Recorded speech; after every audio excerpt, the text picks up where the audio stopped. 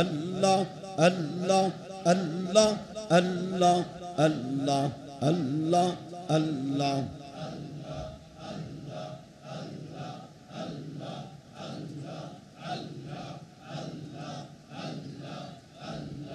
লা ইলাহা ইল্লাল্লাহ মুহাম্মাদুর রাসূলুল্লাহ সাল্লাল্লাহু আলাইহি ওয়াসাল্লাম। সমস্ত প্রশংসার মালিককে আল্লাহ। এখানে আসার মতো তৌফিক কে দান করেছেন? ওই আল্লাহর প্রশংসা, কালেমাত শুকুর, সকলে বলি আলহামদুলিল্লাহ।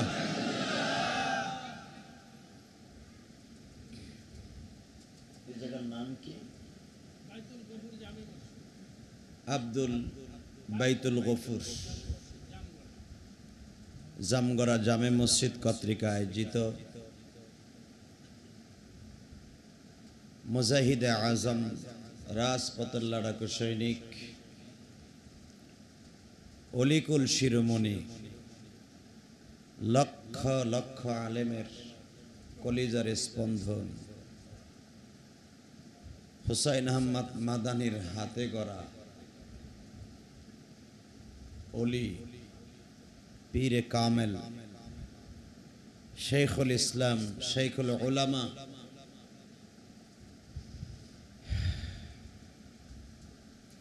বাংলাদেশের অপ্রতিদ্বন্দ্বী শেখুল হাদিস, যিনি 50টি বছরের উপরে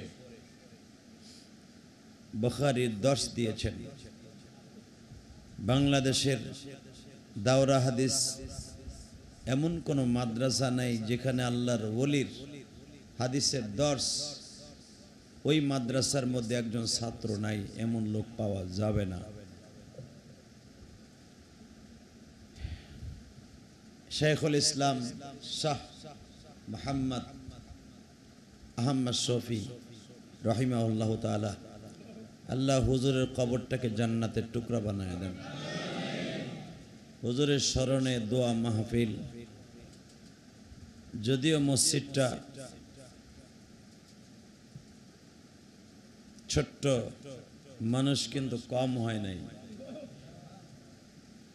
যতগুলি মানুষ মসজিদের ভিতরে আছে এর চাইতে বেশি লোক বাহিরে দাঁড়িয়ে আছে আর বসে আছে, আমি দেখে আসলাম। আমি আপনাদের খেদমতে আরজ করতে চাই, আহমদ শফি সাহেব কি আর দুনিয়ায় কোনোদিন আসবে? ওনার মতো বুজুর্গ বাংলার জমিনে আর আসবে?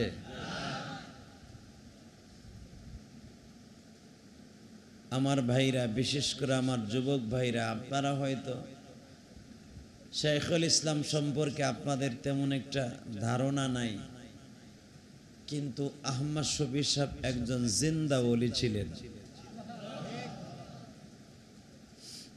এই যে হুজুর আমার সাথে ছিলেন, আপনাদের এই মসজিদের সেক্রেটারি সহ অনেক উলামা একরাম, হুজুরের দাফন কাফনের সময় আমরা জানাজা করে আসার পথে হুজুরের খাদেম গাড়ির মধ্যেই হুজুর ছিল, এই যে আলামিন ছিল, এরা আমরা একই গাড়িতে ছিলাম। আমি আসার পথে হুজুরের খাদেম শাকের আমাকে বারবার ফোন দিয়ে বলতেছে, হুজুর, হুজুরের কবরের উপরে বিজলি চমকাইতেছে।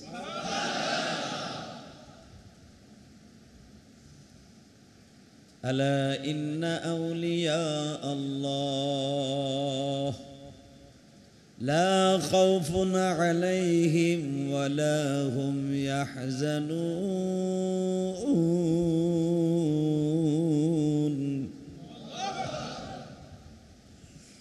বাজান রে, আমি শুধুই বলছি ওলেদের দাম আমার কাছে বেশি তা নয়। আমার মওলাই কারিম তার কালামের মধ্যে বর্ণনা করে ওলিদের কোনো ভয় নাই। ওলিদের কবরে আমি মালিক গার্জিয়ান, আমি আল্লাহ ওলিদেরকে আল্লাহওয়ালাদেরকে নিজের জিম্মাদারিতে স্বয়ং আল্লাহ বলেন আমার জিম্মাদারিতে তাদেরকে মাফ করে দিব। তার জ্বলন্ত প্রমাণ আহমদ শফি। স্বাধীনতার পরে এত বড় জানাজা বাংলার জমিনে হচ্ছে কিনা জানি না। এবার জান আমি গুনাহগার মুফতি আমিনের জানাজাও দেখেছি, শেখুল হাদিস আল্লামা আজিজুল হক সাহেবের আল্লাহর কুতুবের জানাজাও দেখেছি। বাজান রে, শেখুল ইসলামের মতো জানাজা আমি দেখি নাই। মানুষ এত তীব্র গরম, শরীরের পানিগুলা বাবা শুকায় গেছে ঘামাইতে ঘামাইতে, শরীরের ঘামগুলা আবার শুকায় গেছে বাবা। তারপর মানুষগুলা পাগলের মতো মৌমাছির মতো শাইখুল ইসলামের জানাজায় উপস্থিত। আহারে এমন ওই দেশের মানুষগুলাকে বানায় গেছে শাইখুল ইসলাম। হাজার হাজার মানুষ রাস্তায় পানির ডিব্বা লইয়া, জগ লইয়া, ঠান্ডা পানি লইয়া রাস্তায় বসে গেছে। এর দ্বারা বোঝা যায় অলি যেরকম তার এলাকার মানুষও সেই রকম। কথা ঠিক না? এ যুবক ভাই, এমনই জীবন করিয়া গঠন, মরিলে হাসিবা তুমি, কাঁদিবে এ ত্রিভুবন। এমনই জীবন করিও না গঠন, মরিলে কাঁদিবে তুমি, হাসিবে ত্রিভুবন।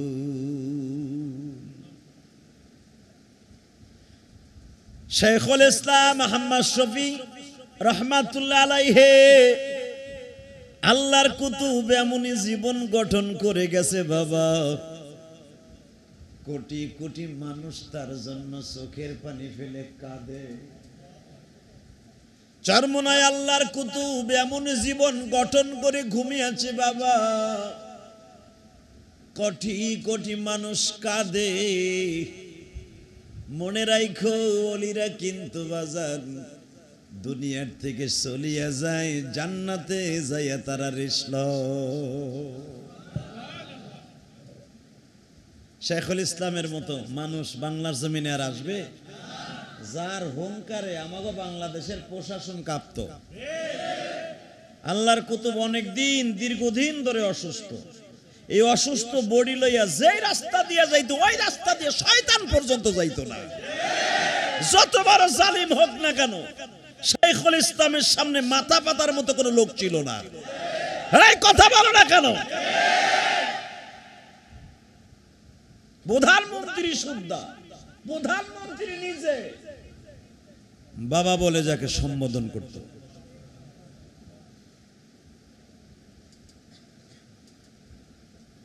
শুধু আপনাদের খেদমত আরজ করতে চাই, আল্লাহর কুতুবের রুহের মাগফিরাত কামনায় আজকে এই জামগড়ার আব্দুল গফুর জামে মসজিদে আয়োজন করা হয়েছে উলামা ইকরামের সুন্দর পরামর্শে। যদি আসলে বাহিরে ওয়াজ করার মতো সিস্টেম থাকতো, এর চাইতে অন্তত 50 গুণ লোক বেশি হইতো। কারণ আহমদ শফি সাহেবের সামনে দোয়া, আমার মনে হয় আবাল বিদ্যা বনিতা কেউ আজকে ঘরে থাকতো না। এখানে ইলিয়াস রহমান জিহাদি আসছে কি তেলাসোরা আসছে, এইটা কেউ দেখতো না। দোয়াটা কার নামে? ঠিক না বেঠিক? কিন্তু প্রচার প্রসার করা তো যাবে না, লকডাউন চলছে। আল্লাহর কুতুব চলে গেল, 1 সপ্তাহের বেশি হয়ে গেছে। মরিয়া সে হাসতেছে কিন্তু আমাকে কাঁদায় গেছে। ঠিক না বেঠিক? দাফন করে আসতে পারলাম না। কুমিল্লা যখন আমরা ছাড়তেছিলাম, ফেনী শহরে যখন, তখন তার খাদেম আমারে ফোন দিস। আমি বানাই বলছি না, এরা ডানে বামে আমার পাশে বসা, এরা আমার গাড়িতে ছিল। এই হুজুররা, তার খাদেম শাকের আমারে ফোন দিছে। ও শাকের যে আমার এত ভক্ত ছিল আমি জানতাম না। ও আমাকে বলে, আর সবচেয়ে বেশি খুশি হবেন আপনারা শুনলে, হাজার আলেমদের মধ্যে আল্লাহ আমার কপালে রাখছিল, আমি হুজুরের কবর খনন করার কাজে আমি শামিল ছিলাম।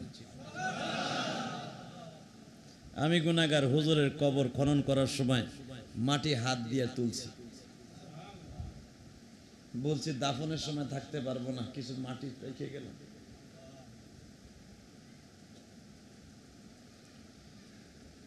শাকের বলে, হুজুর আপনি জাহাম্মদ শফি সাহেবকে নিয়ে হুঙ্কার দিতেন, এই কথাগুলো আমি হুজুরকে মাঝে মাঝে মোবাইলে দেখাইতাম।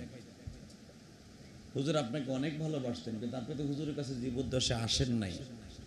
আপনি আসলে ঠিকই আপনারে হুজুর হুজুরের মুখের কাছে নিয়ে নিজে ফু দিতেন, এবং আপনি যে বিমানবন্দরে হুজুরের একটু খেদমত করে টলিডে ধাক্কাইয়া গাড়িতে উঠাই দিছিলেন, হুজুরের ছবিটা দেখাইছি। হুজুর মাথা নাড়াচাড়া দিয়ে বলছে, হ্যাঁ ও আমাদেরই লোক। হুজুর এই কথাটা হুজুর বলেছেন। ভাইজান, আমি আপনাদের খেদমতে আরজ করতে চাই, এই জমিনের মালিককে, শেখুল ইসলামের মতো মুজাহিদে আজম বাংলার জমিনে আর কিয়ামতের আগে আসবে না। শুধু আপনাদের কাছে একটা প্রশ্ন করি, মৃত্যুর পরে আমার লাশের উপরে দুটা লাথি দিবে, বাড়ি দিবে, ঝাড়ুর বাড়ি দিবে, স্যাপ দিবে, কিল দিবে, বরদোয়া করবে, এমন জীবন মাওলার কাছে চাই না। এই যে উলামা একরাম আমার ডানে বামে আছে ভাইজান, আমি শুধু আপনাদের খেদমতে আরজ করব, আলেমদেরকে আপনারা কেনায়াতার নজরে দেখেন, খারাপ নজরে দেখেন। আপনি কি জানেন একটা আলেমের দাম আল্লাহর কাছে কত বেশি?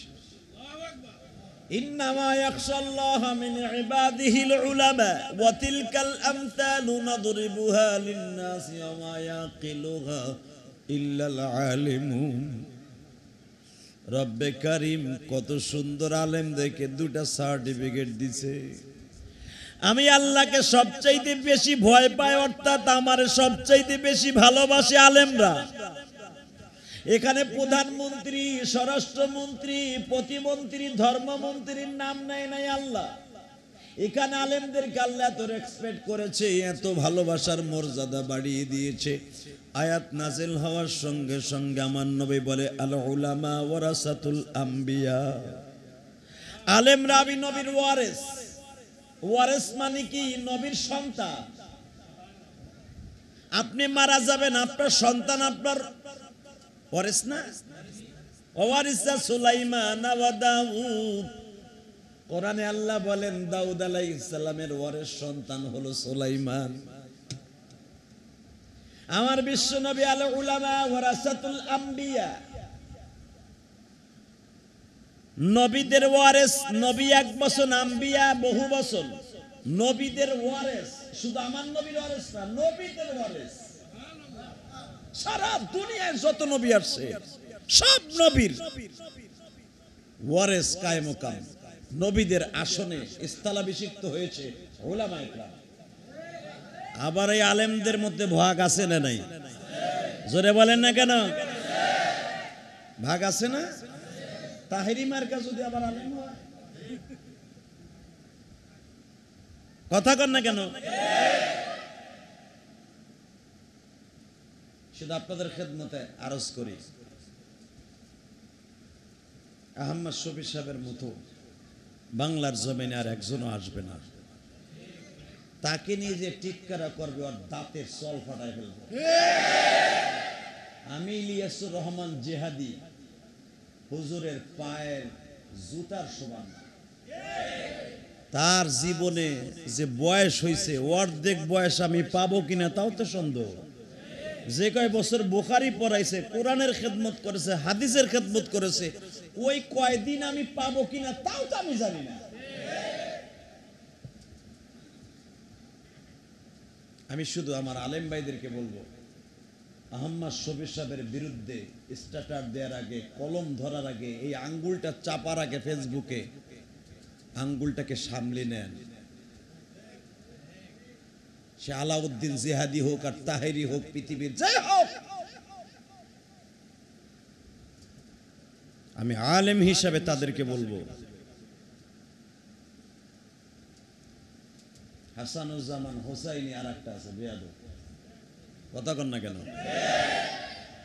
আহম্মদ শফি সাহেবের জীবদ্দশায় বলেছিল, হুজুর এই বক্তব্য শুনেছে আর হুজুর মনে মনে দুঃখ প্রকাশ করেছে। আহম্মদ শফি সাহেবকে বলেছিল, এই কুলাঙ্গারটায় আহম্মদ সখী বলে নাই,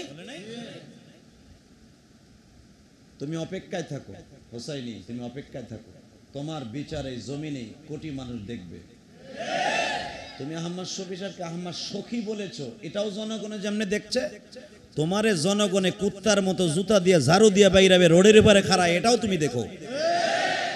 কারণ আহম্মদ শফি সাহেব এমনই একজন মানুষ, এমনই একজন মানুষ ছিল, তোমার মতো হোসাইনি তাকে মাপার মতো এলেম তোমার নাই। অন্তত আমি মনে করি একটা আদনা আলেমও যদি হয় আর একজন আলেম তাকে বদনাম বলা ঠিক না। হ্যাঁ, ওই আলেমের বদনাম বলা যায়, সে যদি কোনো আল্লাহ ওয়ালাদের চরিত্র নিয়ে কথা বলে। আমি কোনোদিন কোনো আলেমের বদনাম বলি না, কিন্তু আমি সহ্য করতে যখন পারি না, যখন দেখি সরমনাই নিয়ে বকা দেয়, আমি কিন্তু সরমনার মুরিদ না, আপনি ভাইবেন না টুপি মাথায় দিয়েছি 5 কিলো লেগে আমি সরমনার মুরিদ, আমি সরমনার মুরিদ না। কিন্তু যখন দেখি সরমনারে বকা দেয়, শশিনারে বকা দেয়, হক্কানি উলামা একরামরে বকা দেয়, আহমদ শফি সাহেবকে বকা দেয়, কওমি মাদ্রাসার আলেমদেরকে বকা দেয়, এক নাস্তিক কয়েকদিন ফেসবুকে এসে বলে আলেম নামে কলঙ্ক, ওর ঈমান নাই। ও বলতেছে 5 কুল্লি মাথায় দিছে আবু জেহেল। নাউজুবিল্লাহ, আসতে কইও, ব্যানের নিচে বলবা, রিকশার নিচে পড়ে মরবা।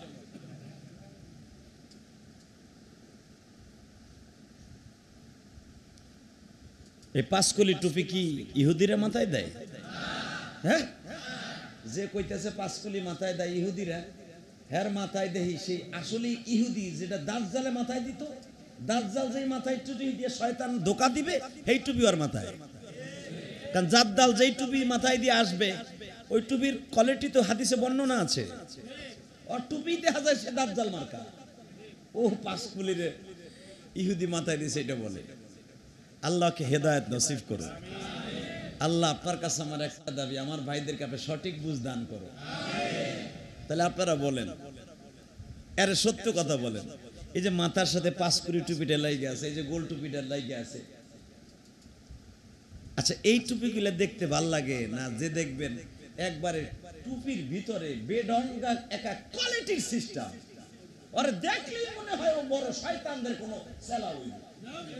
কথা কন না কেন? রাস্তা দিয়ে হেঁটে গেলে দেখেন টুপির ভিতরে কিন্তু অনেক ডিভাইডেড আছে। টুপিটা যদি মাথার সাথে লাগিয়ে থাকে দেখতে সুন্দর লাগে না? টুপি যদি দেখা যায় হেয়ার চাইতে বড়, আর মেতা হলো 8 আঙ্গুল, টুপি হলো হুদা 1 হাত, মাথায় ওর কাছে মাপ চায়। কথা কন না কেন? এত বড় টুপি মাথায় দিয়ে রাস্তা দিয়ে হাঁটলে বাতাস বাজে না? আগে আমাকে গ্রামগঞ্জে, ওই যে আমার গোপালগঞ্জের ছেলে আছে, আগে দেখতাম বাপসা ছাড়া বড় বড় নৌকা, 100 মিনে 200 মিনে 500 মিনে 1000 মনে নৌকা আছে না আপনার এলাকায়? এত বড় নৌকা যখন পাল তুলতো, ওই বাদামের সাথে পালের সাথে বাতাস বাজলে নৌকা জোরে চলত। তখন তার এরকম ট্রলার ছিল না, ইঞ্জিন চালিত ছিল না। ঠিক দেখবেন বাতাস লাগতো, ওই পাল তুলতো, ঠিক টুপি তো বাতাস লাগে। টুপি যত উঁচা হয় বাতাস লাগে না? বাতাস লাগলে তো টুপি মাঝে মাঝে কাইতে হয়, শীত হয়, মাথায় প্রেশার পড়ে না? এর লেগে কইছি মাথায় মাফ চাই ওর কাছে টুপি দিয়া। আমি শুধু আপনাদের খেদমত আরজ করতে চাই, আমি কারো বদনাম বলতে চাই না। তবে যারা আহমদ শফি সাহেবকে নিয়ে খারাপ মন্তব্য করবে, ওদের বিরুদ্ধে আমি কথা বললে আমার গুনাহ হবে না। কথা বলবো না কেন? হক্কানি উলামা একরামকে নিয়ে যে কথা বলবে, ওর বিরুদ্ধে জিহাদ ঘোষণা করলেও গুনাহ হবে না। আল্লাহ আমাদের সঠিক হিদায়াত নসিব করুক। আমার মতো ইলিয়াসুর রহমান জিহাদি আহমদ শফি সাহেবের জুতার ধুলার সমান না। আমি যদি হুজুরকে বলি মরছে ভালো হয়েছে, শয়তান মরছে ভালো হয়েছে, সে অমকের বিরোধী ছিল, মিলাদ ক্যামের বিরোধী ছিল, হাজের নাজের বিরোধী ছিল, আগডুম বাগডুম অনেক কিছু বললাম ভাইরে। মৃত্যুর পরে একটা লোকের বদনাম যদিও সেটা জায়েজ হয়, দেখছেন এটা হারাম কাজ করছে, তারপরও তাকে বলা যাবে না যে জাহান্নামের কীট মারা গেছে। সে যদিও সে গুনাহগার হয়, বলার ক্ষমতা আপনাকে আমাকে আল্লাহ দেয় নাই। হয়তো আপনার মুখে দেখতেছেন আপনি জাহান্নামের কীট, তাকে আপনি দেখছেন, সে জীবনে এমন একটা আমল করছে রব্বে কারিম তাকে মাফ করে দিয়েছে। যেরকম আমি একটা ঘটনা আপনাদের সামনে তুলে ধরলে বুঝতে পারবেন। আপনি কাকে খারাপ বলবেন? পৃথিবীতে অনেক বড় বড় বুজুর্গ ছিল যারা মানুষকে পাড়াই ধরে জবাই দিত। আপনারা জানেন একজন আল্লাহর কুতুবের নাম আলাউদ্দিন সাবিরি, নাম শুনছেন না? আলাউদ্দিন সাবিরি, জুনায়েদ বাগদাদি, নাম শুনছেন এই সমস্ত ওলিদের যারা কি আপনাদের দেশে জন্ম? আরে সুবহানাল্লাহ বিহামদি। আলাউদ্দিন সাবিরি এত বড় বুজুর্গ ছিল, ছদ্মবেশে থাকতো আমাদের মতো জীর্ণ শীর্ণ অবস্থায়। জামা তেমন ভালো ছিল না, দেখতে ভালো লাগতো না। উনি ইরাকের জমিনে সফর করতেছে, ইন দি মিন টাইমে জুমার আজান হয়ে গেছে। আল্লাহর কুতুব যায় নামাজটা থলের থেকে বিছাইয়া নামাজে খাড়ায় গেছে। যেখানে বাদশাহ দাঁড়ায় সেখানে দাঁড়ায় গেছে, গভর্নরের মসজিদ। ইন দি মিন টাইমে এক পুলিশ কনস্টেবল এসে বলে, হ্যাঁ এর জায়গা স্যার, এখানে বাদশাহ বসবে, বাদশার গভর্নর বসবে, পিএস বসবে। আল্লাহর কুতুব বলে ফেললেন, ভাইরে বসে যখন বসেছি, আল্লাহর ঘরে কারো জন্য আলাদা জায়গা রাখা এবং আলাদা জায়গা করে দেয় এটা জায়েজ নাই। হোক জায়গাদাতা, হোক মসজিদ দাতা, হোক সেও, আল্লাহর ঘরে দান করার পরে তার কর্তৃত্ব মসজিদে চলবে না। আর যত কর্তৃত্ব এখন দেখবেন মসজিদে, এই মেয়ে জায়গা আমরা দিছি, আমাকে লেগে জায়গা নাই, জায়গা আসে ভাওরা লোকে। তোমার দেতে কইছে গড়াই জায়গা, এটা কি তোমার বাপের জায়গা? এটা আল্লাহর জায়গা, আল্লাহর ঘর এখানে নিযুক্ত হয়েছে। কোরআনে আসছে, হাদিসে আসছে, যেই জায়গা মসজিদের জন্য নির্ধারণ করা হয় পৃথিবীর কেউ ওই জায়গাটাকে অন্য কাজ করতে পারবে না। এটা মনে রেখেন। ইব্রাহিম আলাইহিস সালাম আল্লাহর ঘর নিয়ে বানানো কমপ্লিট হয়ে গেছে, কথায় কথায় এসে গেল। অসুবিধা হচ্ছে না তো? বেশি রাত করব না, অল্প সময়ের ভিতরে শেষ। আল্লাহর খলিল ইব্রাহিম, ওয়া ইদ ইয়ারফাউ ইব্রাহিমুল কওয়াইদা মিনাল বাইতি ওয়া ইসমাঈল রব্বানা তাকাব্বাল মিন্না ইন্নাকা আনতাস সামিউল আলিম।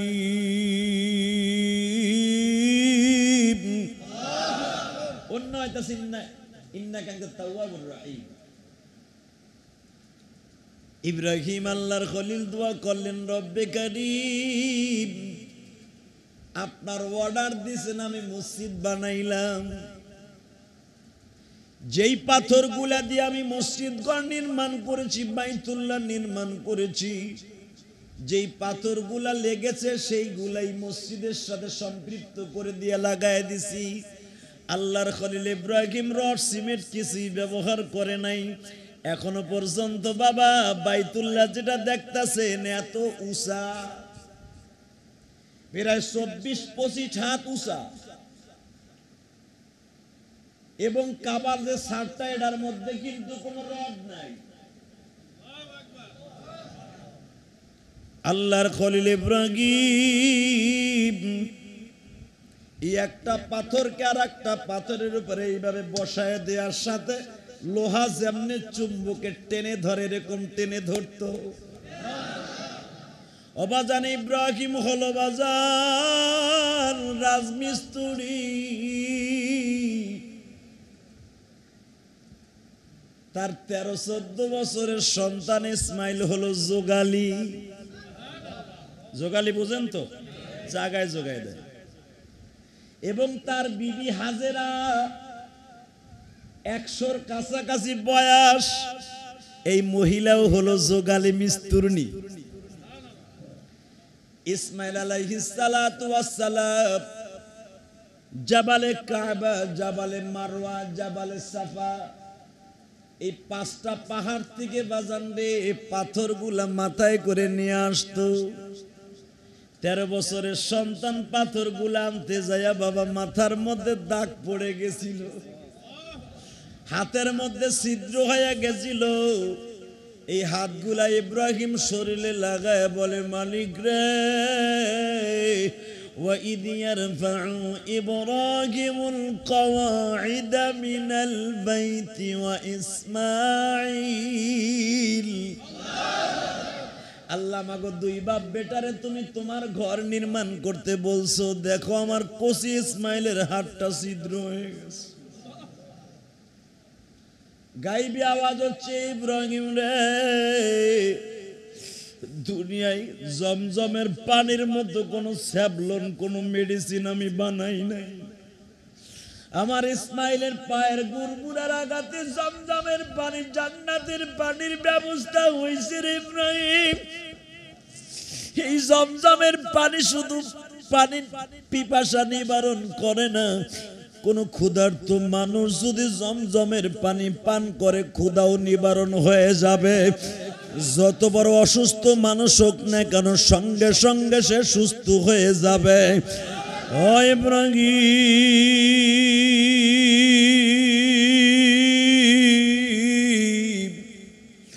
আমার ইসমাইল কি তুমি জমজমের পানি দিয়ে গোসল করিয়ে দাও, আমার ইসমাইল সুস্থ হয়ে যাবে। ও বাজান ইসমাইল সুস্থ হয়ে গেলেন। দুই বাপ বেটা রুকনি আমিনের কাছে দাঁড়াইয়া হাত তুললেন, ইন্নাকা আনতাত তাওয়াবুর রহিম, আল্লাহ আমাদের পরিশ্রমকে আপনি কবুল করেন। মসজিদ তো কমপ্লিট হয়ে গেছে, হজরে আসাদও লাগাই দিয়েছি, আল্লাহ আপনি কবুল করেন গো মালিক।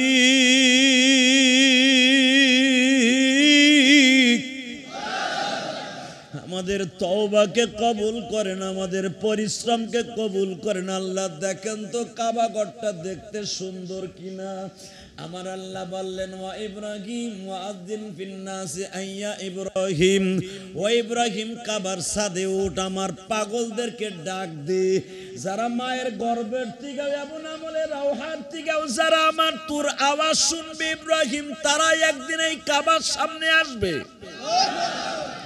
ইব্রাহিম কাবার ছাদে উঠলেন, রুকনি আমিনের সামনে দাঁড়াইয়া আঙ্গুল দুটাকে বাবান কানের মধ্যে দিয়ে ডাক দিলেন।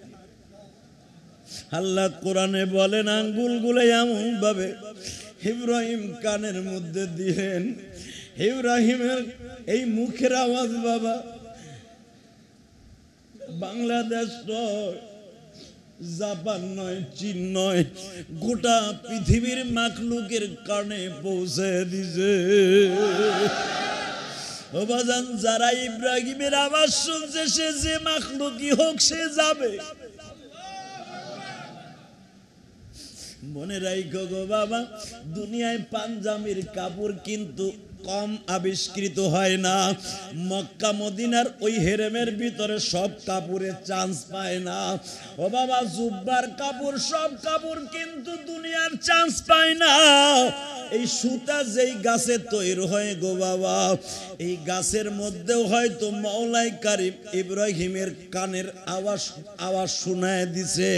ওবাদান এমন ঘটনা আছে, ইমাম থানবী রাহমাতুল্লাহ আলাইহি একটা পিপিলিকা, লাল পিপিলিকা রব্বে কারিমের কাছে আওয়াজ তুলে ডাক দিছে, মালিক রে জাতির পিতার বানানো কাবা ঘর জীবনে যদি একবার দেখতাম, তোমার পৃথিবীর শ্রেষ্ঠ নবীর রওজাটা একবার যদি জীবনে কোনোদিন তো সালাম দিতে পারতাম গো। আল্লাহ শুনেছি ইব্রাহিম নবীর আওয়াজ যার কানে পৌঁছাইছে সেই মাখলুক যাবে। আল্লাহ তুমি কি আমারে একটাবার মক্কা মদিনায় নিতে পারো না? ও বাজান পিপিলিকার ডাক শুরু আল্লাহর কানে পৌঁছায় গেছে, আল্লাহর খলিলের ডাকগুলা তার কানে পৌঁছে গেছে। পিপিলিকাকে আমার আল্লাহ ইশারা দিয়ে দিলেন, ওই কবুতরের ডাকও আমি আল্লাহর কানে পৌঁছে গেছে। ওই কবুতরটা আগামী কালকেই কাবা ঘরে যাবে।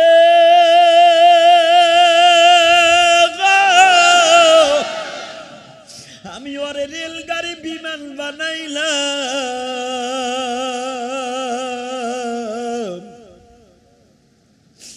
আর একটা ফেরেশতা নামক কবুতরের আকৃতি তোর রাহবার বানায় দিলাম।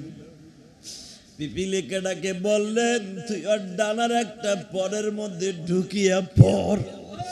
ও হবাজান পিপিলিকা বড়ের মধ্যে ঢুকিয়েই গেল। কবুতরটা উড়তে উড়তে আর একটা কবুতরকে রাহবার বানায় দিছে আমার আল্লাহ।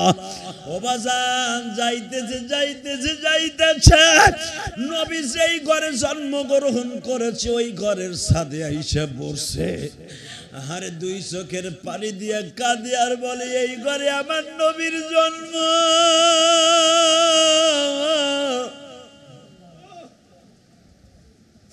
কবুতরটা বাজান রে জাবালে সুরের চূড়ায় বসছে, যেই গর্তে বিশ্ব নবী হিজরাতের রাত্রে বসিয়াছিল, মাকড়সায় জাল বুনিয়ে দিয়েছিল, কবুতরের ডিম পাড়িয়া বাবা তা দিতেছিল, ওই গর্তের মুখে বসিয়া কাঁদে আর কয় আমার জাতটা ভাই আমার নবীর একটু নুসরাত করেছিল, হয়তোবা আমার ডাক আমার আল্লাহ কবুল করেছে।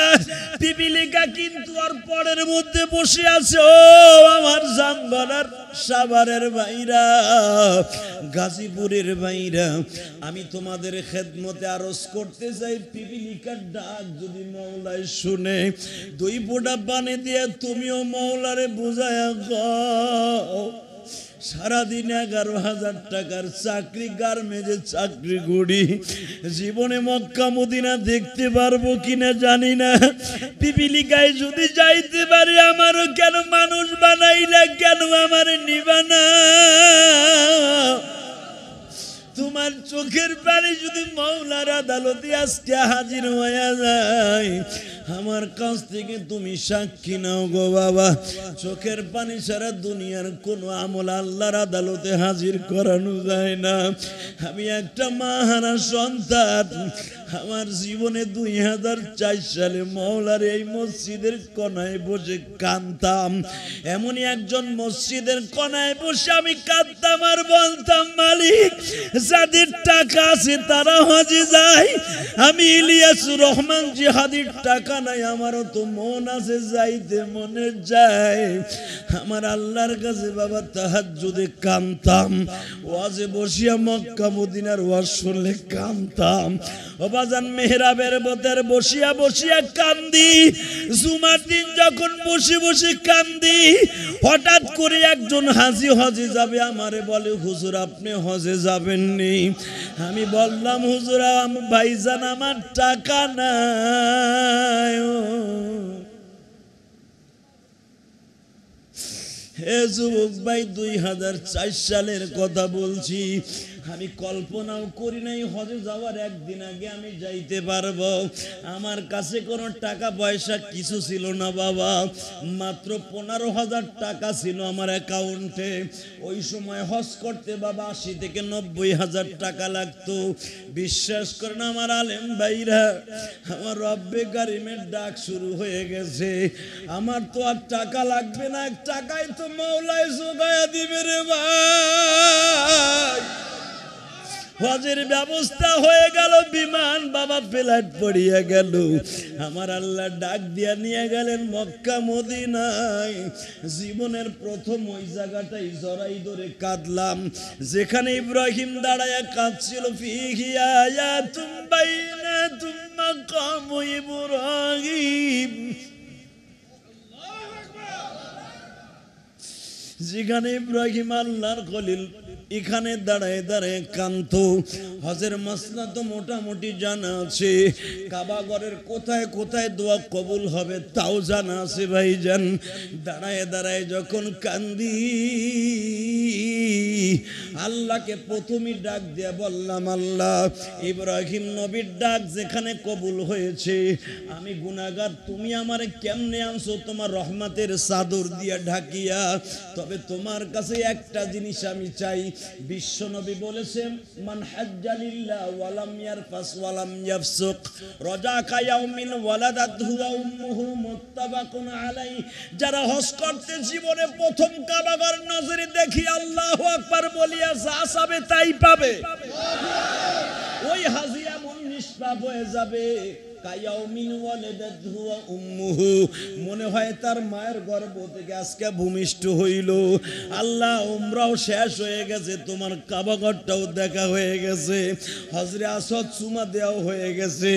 আল্লাহ প্রথম তবে এত কাজ যখন করাইছো, আমার যে আর একটা কাজ করাইবা, প্রতি বছর তুমি আমার হজে আনবা। বাজান রে, আমার কাছ থেকে নাও, জীবনে প্রথম কাবা ঘর দেখে যা দোয়া করবা তাই কবুল হয়ে যাবে। কারো দেখতে হবে না। ইলিয়াসুর রহমান জিহাদির কথা শুনো, আমি গুনাহগার, আল্লাহকে বলছি আল্লাহ আমাকে একাধিকবার হজ করাইবা। বাজান কতবার হজ আর উমরায় গেছি সাল হিসাব করে বলতে পারবো না, পাসপোর্ট ছাড়া।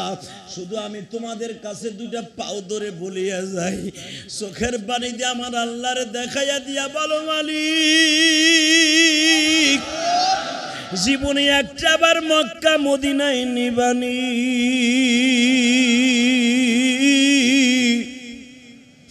জিহাদির কাছে টাকা ছিল না, যদি তারে নিতে পারো আমারে কেন নিবা না? আল্লাহর খলিল ইব্রাহিম বাবা কানের মধ্যে আঙ্গুল দিয়া টান দিলেন, আল্লাহ আমার সন্তানগুলাকে মৃত্যুর একবার আগে হলেও তাদের আনবা। ও বাজান, আমরা যারা গিয়েছি কানে পৌঁছাইছে, আপনারা যারা যাবেন ইব্রাহিমের ডাক ঠিকই কানে পৌঁছাইছে। বিশ্বাস হয়? হ্যাঁ, ইসমাইল আল্লাহর খলিলের সন্তান। ইসমাইল বললেন, ও মালিক আমার বাবারে দিয়ে আমারে দিয়ে তুমি কাবাঘর নির্মাণ করলা, এখানে তাদের কি আনবা যাদের ডাকগুলো কবুল হয়?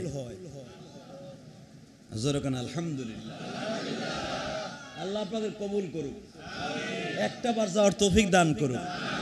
জোরে কোন আমিন, আরো জোরে কোন আমিন।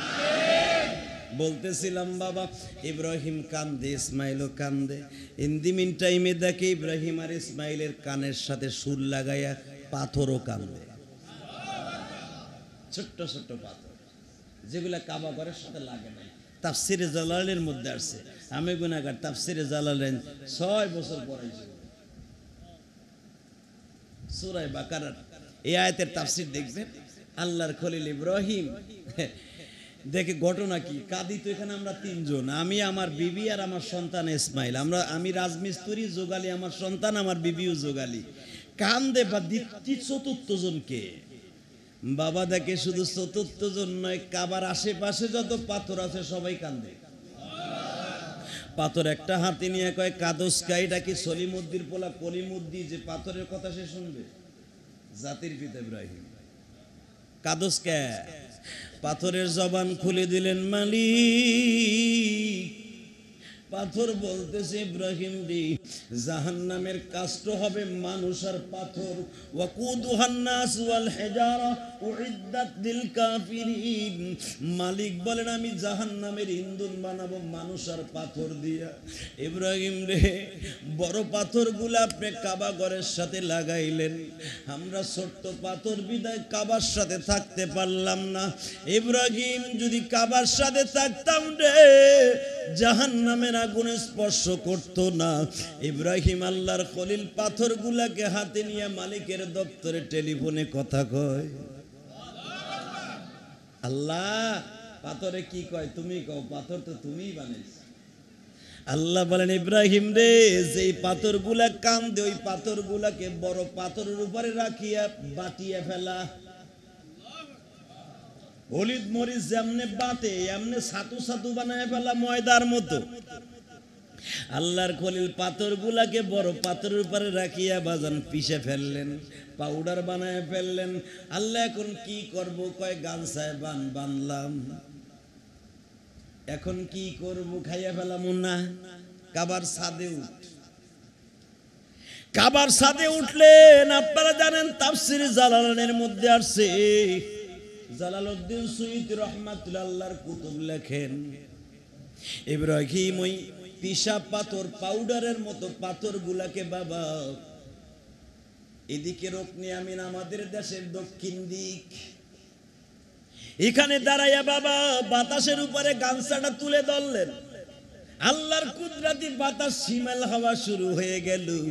ও বাবা, ওই পাথরের কণা যেই জমিনেই পড়ছে ওই জমিনে আটলান্টিক মহাসাগর হইল।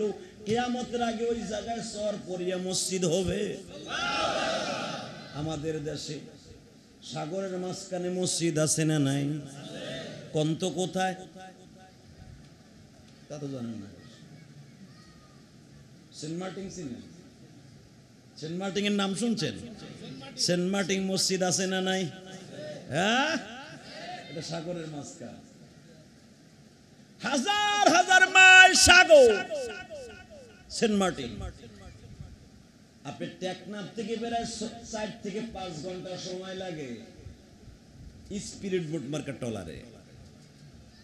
ওবাজান দক্ষিণ দিকে যাবেন, কোনো বাড়ি ঘর নাই, এদিকে তাকাইলে দেখবেন সেই বার্মা, মায়ানমার।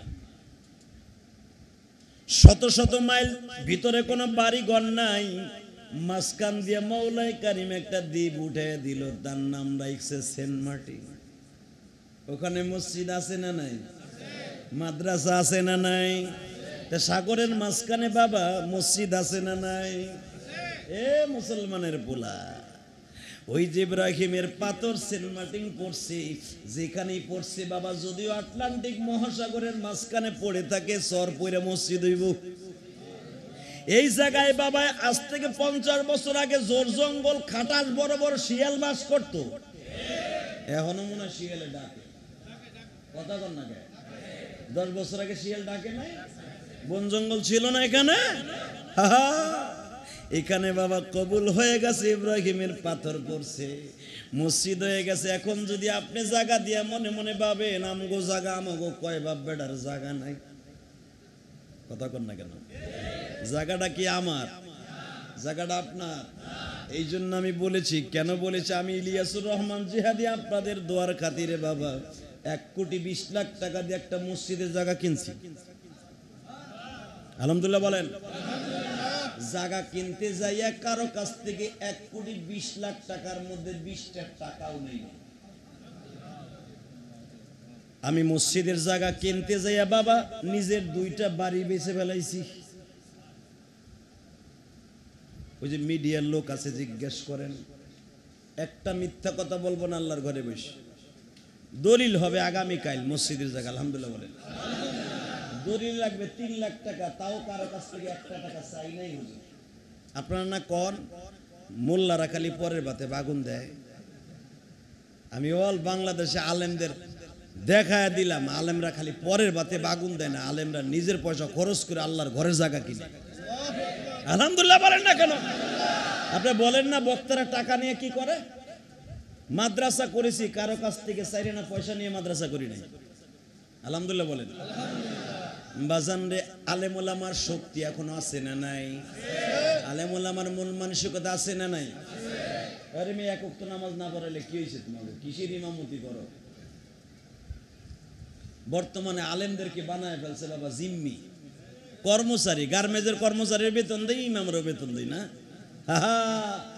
যেই ফ্যাক্টরির মধ্যে মসজিদ আছে, আমার কথা মনে রাখো, ওই ফ্যাক্টরিতে আগুন লাগবো না। যদি আগুন লাগে ক্ষতি হইব না। ওই বিল্ডিং কোনোদিন আল্লাহর হুকুমে, যেখানে সত্যিকার দিয়ে থাকে, আবার যদি কর্মচারীর আন্দোলনে দিয়ে থাকে, জামাগো নামাজের জায়গা চাই, মসজিদ চাই, যদি হ্যাঁ আন্দোলনে দিয়ে থাকো, ঠন ঠন ঠন ঠন। মসজিদ দিতে হবে নিজের ইচ্ছায়, যে আমার একবার একটা ফ্যাক্টরি, আল্লাহ শুকর, একটা হলোর আমি মসজিদের জন্য দান করে দেই। আল্লাহ রাব্বুল আলামিন বলেন, এই মসজিদের খাতিরে তোমার 14 পুরুষ জান্নাতে যাবে।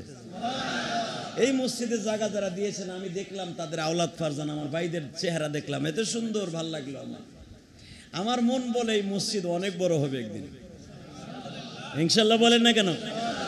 এই মসজিদ একদিন 5 তলা 6 তলা হয়ে যাবে। আপনাদের সহযোগিতা লাগবে কি লাগবে না? সহযোগিতা, আপনার টাকা লাগবে না। ইলিয়াসুর রহমান জিহাদি বলেছেন, জায়গা যখন 1,20,00,000 টাকা দিয়ে কিনতে পারি, ইনশাল্লাহ এক সিজন ঘুরলে আমি মসজিদ করতে পারবো ইনশাল্লাহ। করোনার কারণে একটু বিপদে পড়ে যাব। আপনাকে দোয়া থাকলে, আমি বলেছি আমি কারো কাছ থেকে 1 টাকাও চাইব না, যার ইচ্ছা সে দিয়েই। তুমি দান করে তুমি জান্নাতে যাইবা, তোমার কাছে আমি চাইয়া আবার আমারটা কমামু কেন? কথা কন না কেন? তোমার যদি জান্নাতের ইচ্ছা থাকে, বিশ্বনবী বলেছে মান বানা ইলাল্লাহি মাসজিদান বানাল্লাহু লাহু বাইতান ফিল জান্নাহ মুত্তাফাকুন আলাইহি। যে ব্যক্তি আল্লাহর ঘর মসজিদ বানায় দেবে, তার ভিতরে এক বস্তা সিমেন্টও যদি থাকে, নিয়াত যদি খালেস থাকে, টাকাটা যদি হালাল হয়, রব্বে কারিম বলেন তার রসুলের মুখ দিয়ে, এই জন্য হাদিস হয়েছে কথাটা আমার আল্লাহর, আমি আল্লাহ তাকে জান্নাতে ঘর বানায় দিব। জান্নাত কার? শেখ হাসিনার? খালেদা জিয়ার? চাচা এরশাদের তো ছিল। জান্নাত কার? যার জান্নাত সেই যদি বলে আমি তুমি ঘর বানায় দিবা, মসজিদে জায়গা দিবা, মসজিদের এক বছর সিমেন্ট দিবা, 1 লাখ টাকা দিবা, আমি তোমার দুনিয়ার বেগায়রে হিসাব কোন অঙ্কের সাথে তুলনা হবে না আমার জান্নাতের, এমন একটা জান্নাতের মালিক তোমার বানায় দিবা। বাজান আল্লাহ পারে কি পারে না? তাই ইব্রাহিম নবীর পাথর এখানে পড়ছে কি পড়ে নাই? এখানে যদি কেউ 1 বস্তা সিমেন্ট দাও, কবুল হবে কি হবে না? টাকা দিতে পারবেন না, গরিব মানুষ একটু দোয়াও দিতে পারবেন কি না? পারবেন না? আল্লাহ কবুল করুক, জোরে কোন আমিন। আলাউদ্দিন সাবিরি বলেন, ভাই মসজিদ কারো জায়গা দলিল করে নাই, বসছি তো বসছি, মনে আছে? ভাইবেন না আমি ওয়াজ হইতে ভুলে গেছি। মসজিদ কারো দলিল করে না, বইছি আমি হেনে বমি। এই বেটা এখানে গভর্নর বইব, তুমি জানো এখানে বাদশাহ বইব। আলাউদ্দিন সাহাবীর বলে বাদশাহ আসুক আর বাদশার দাদায় আসুক, মান মানাআ মাসাজিদা লিল্লাহ, কোরআনে আছে না নাই? মসজিদ কারো দলিল করে না, এটা আল্লাহর ঘর, এটা মুক্ত সবার জন্য। রিক্সা চালকের জন্য যে জায়গায় বসবে ওইখানে, এখানে কোনো এমপি আসলেও যদি রিক্সা চালক জায়গা তার সম্মানে না ছাড়ে, কেউ জোর করে উঠে দেওয়া যায় না। তোর পাগলের ছাতা মাসলাদা শুট। আলাউদ্দিন সাহাবীর জায়নামাজটা ভাস করে কাঁধে উঠাই দিছে। জায়নামাজটা কাঁদলে আল্লাহর কুতুব মুখটা বেজার করে পিছনের কাতারে যে কয় এখানে একটু বসি, কয় না পিছনে যাও। পিছনে আল্লাহরে কয় পিছনে যাও। আলাউদ্দিন সাহাবীর মসজিদে জায়গা হয় নাই বাবা। মসজিদের বাহিরে যে বলে, মালিক এতদিন জানতাম মসজিদ তোমার ঘর, আজ থেকে জানতে পারলাম এটা বাদশার ঘর। আল্লাহ যেই মসজিদে আমি জায়গা পাইলাম না, এই মসজিদে কেউ নামাজ পড়তে পারবো না, আমি আলাউদ্দিন চাইয়া চাইয়া দেখতে চাই। আল্লাহ ওয়ালাদের জবানে পাওয়ার আছে না নাই? আমার শফি সাহেবকে নিয়ে টিটকারা মারো, তুমি ভাবিও না আল্লাহর কুতুব মরিয়া গেছে। ওলিদের মরণ নাই রে বাবা, তারা শুধু দুনিয়ার চেয়ার সারিয়া, দুনিয়ার মুকুট সারিয়া আখিরাতের মুকুট মাথায় দিছে। ঠিক না বেঠিক? তার জ্বলন্ত প্রমাণ দেখো। মাদ্রাসার জিম্মাদারি যেই রাত্রে যেই সময় ছেড়ে দিছে, 24টা ঘন্টাও পার হয় নাই।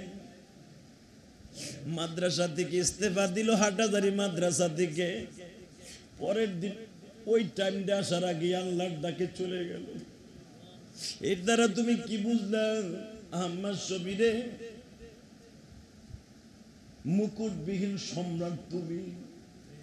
একটা সেকেন্ড আমি মাওলা তোমারে দুনিয়ায় থাকতে দিব না, 24 ঘন্টা পার হতে দিব না। এই 30 বছরের উপরে এই মাদ্রাসার মুকুট লইয়া তুমি জিম্মাদারি লইয়াছিলা, নিজের ইচ্ছায় জিম্মাদারি বাদ দিলা, আমি মাওলা জান্নাতের মুকুট, জান্নাতের জিম্মাদারি চাপায় দিলা। আমার শফি সাহেবের সাথে আমার মতো কেতরালি পেয়াল দেওয়া।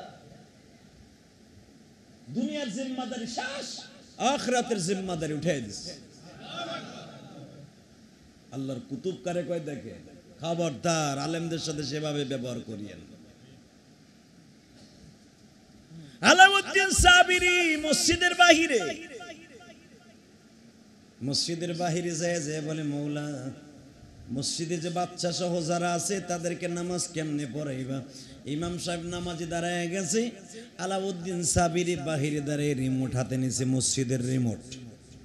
আলাউদ্দিন সাবিরি বারান্দায় দাঁড়ায় বলে, ইমাম সাহেব যখন রুকুতে যাবে মসজিদে রুকুতে যাবে।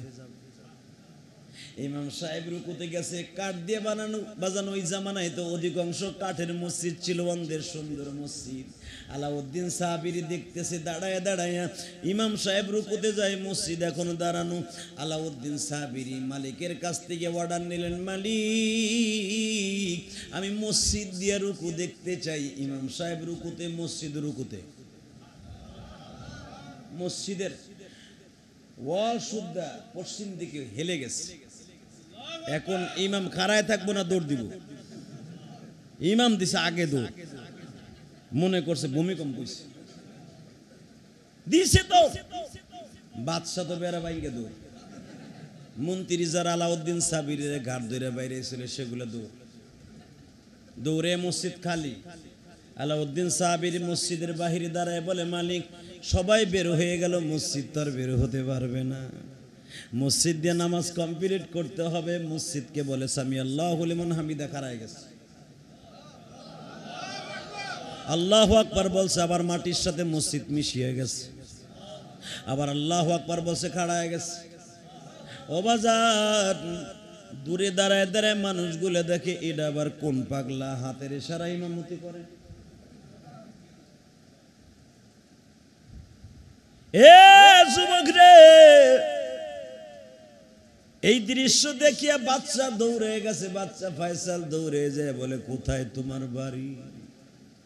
আলাউদ্দিন সাহাবীরে বলে, এই দুনিয়া আমার কোনো বাড়ি ঘর নাই, আমার বাড়ি ঘর হলো কবর। আমারে তোমার খাদেম বানাইবানি?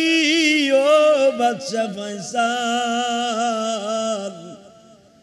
খাদেম হতে হলে রাজমুকুট দুনিয়ার ছাড়তে হবে, খাট পালং ছাড়তে হবে, আলাউদ্দিন সাহাবীর পিছনে পিছনে পাগলের মতো হাঁটতে হবে।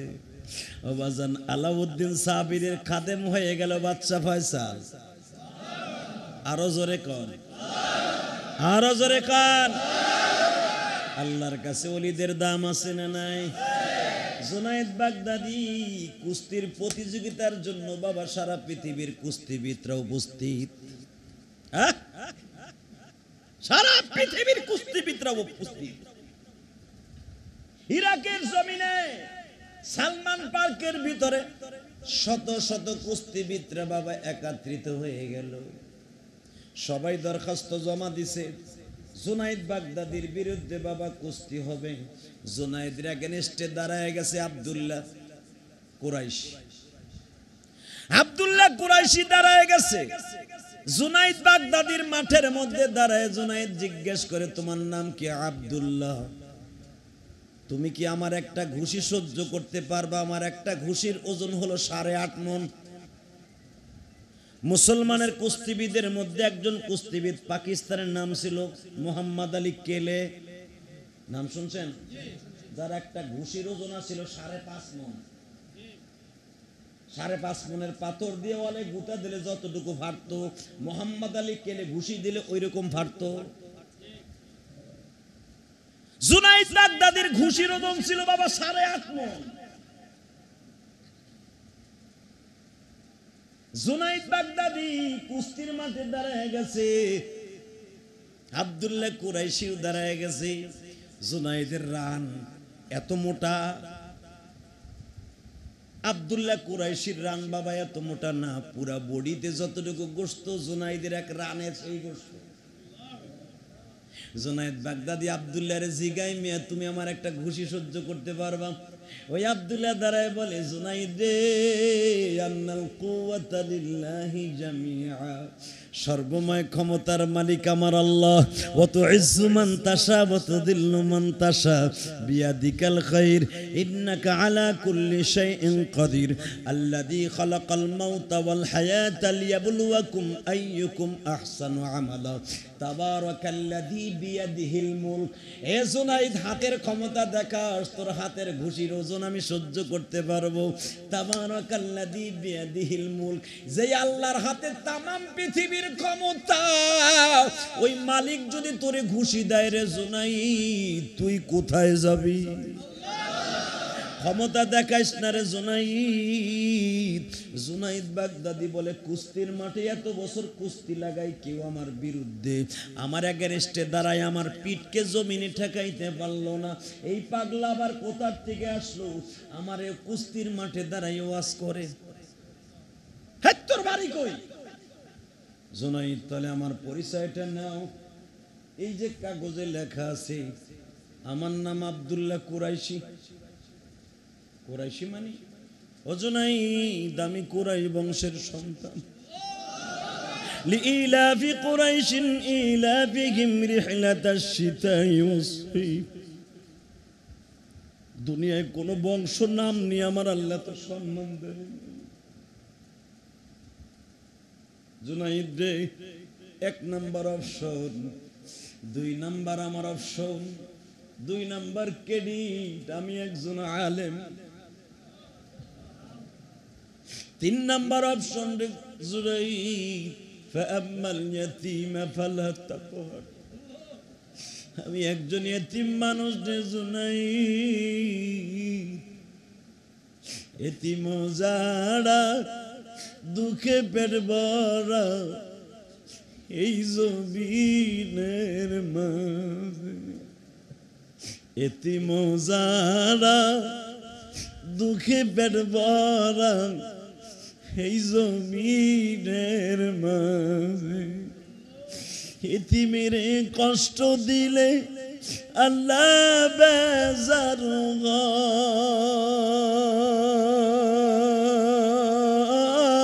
হয়, এতিমের মনে শান্তি দিলে মালিক খুশি হয়। হে যুবক ভাইরা রে, ইলিয়াসুর রহমান জিহাদি সারা জীবন মা মা বলে কাঁদলো রে ভাই। আমার মায়ের মতো একটা মা কোথাও পাইলাম না। দুনিয়ায় যার মা নাই গো, আর মতো দুঃখ মেয়া কেউ নাই।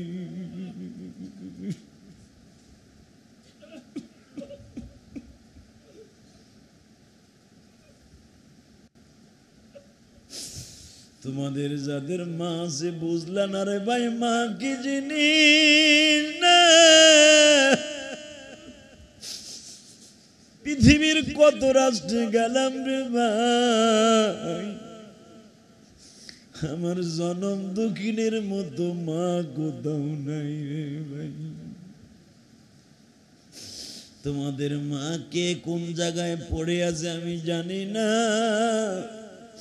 কারো মা রংপুর, দিনাজপুর, চাঁদপুর, ফরিদপুর, মাদারীপুর।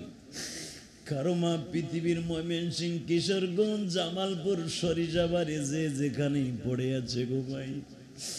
দুনিয়ায় একটা মাত্র দরদি আছে, উঠায় দিয়া কাপড়ের আঁচল দিয়া পথের দিকে তাকায়া তাকায়া চোখ মুছে। সেই দরদিটা আর কেউ না, সে হলো তোমার জনম দুঃখিনী মা। তুমি এই করোনার আগে আক্রান্ত হইয়া গাড়ি বন্ধ বাড়ি যাইতে পারো নাই রে। তোমরা দেখছো রে ভাই, মা যায় না মাঝে কান্দে। আল্লাহ আমার জাদু বাড়িতে আসতে পারে নাই, তোমার হাতে হাওলা করলাম, তুমি দেইখা রাইখো ভাই। তোমাদের আছে তাই মা কান্দে। তোমার এই দুঃখমিয়া জেহাদি ভাইয়ের মা নাই রে, কেউ আর তাকায়া থাকি না, কান্দি না রে। শুধু তোমাদের খেদমত আরজ করিয়া যাই, মা যাদের আছে জীবনে কোনোদিন কষ্ট দিস না ভাই। 2 ফোঁটা পানি দিয়ে মায়ের জন্য দোয়া কইরো, তুমিও জুনায়েদ বাগদাদির মতো ওলি হয়ে যাইবারে। এতিমদেরকে ভালোবাসে, একই ফ্যাক্টরিতে চাকরি করো, কত এতিম ছেলেরা আছে। তুমি এতিমদের দিকে তাকাইও, রব্বে কারিম তোমার দিকেও তাকাবে। আজকে আমি তোমাদের 2টা পাও ধরে বলিয়া যাই, এতিমদের মনের দুঃখ কে বুঝে? জোরে বলো, কে বুঝে? আমার মাদ্রাসায় বাবা গরিবের সন্তান আছে, আশ্চর্য হয়ে যাইবা। মাদ্রাসায় ভর্তি হইতে আইছে হুজুর, আমার ডাইনিং রুমে বসে বলে, হুজুর আমার মা নাই, আমার বাবা বিবাহ করছে, আবার সৎ মা আমার মাদ্রাসায় পড়াইব। দেখো আমার ওয়াজগুলার ভিতরে ছেলেটা বেশি কান্দে। তোমরা ইউটিউবে আমার ইসলাহি বয়ানগুলা দেখো, দেখো না দেখো না দেখো না দেখো, দেখবা সামনে বই ওরা কান্দে, ওই ছেলেটাই আমারে বল, আমার সৎ মা আমারে বাইর করে দিয়েছে। হুজুর আমার বাবা আমার সৎ মায়ের কথা ছাড়া কথা শুনে না। আমি বললাম তুই কাঁদিস না রে বাবা, তোর লেখাপড়ার দায়িত্ব আমার মওলাই কারীম নিয়ে নিতে।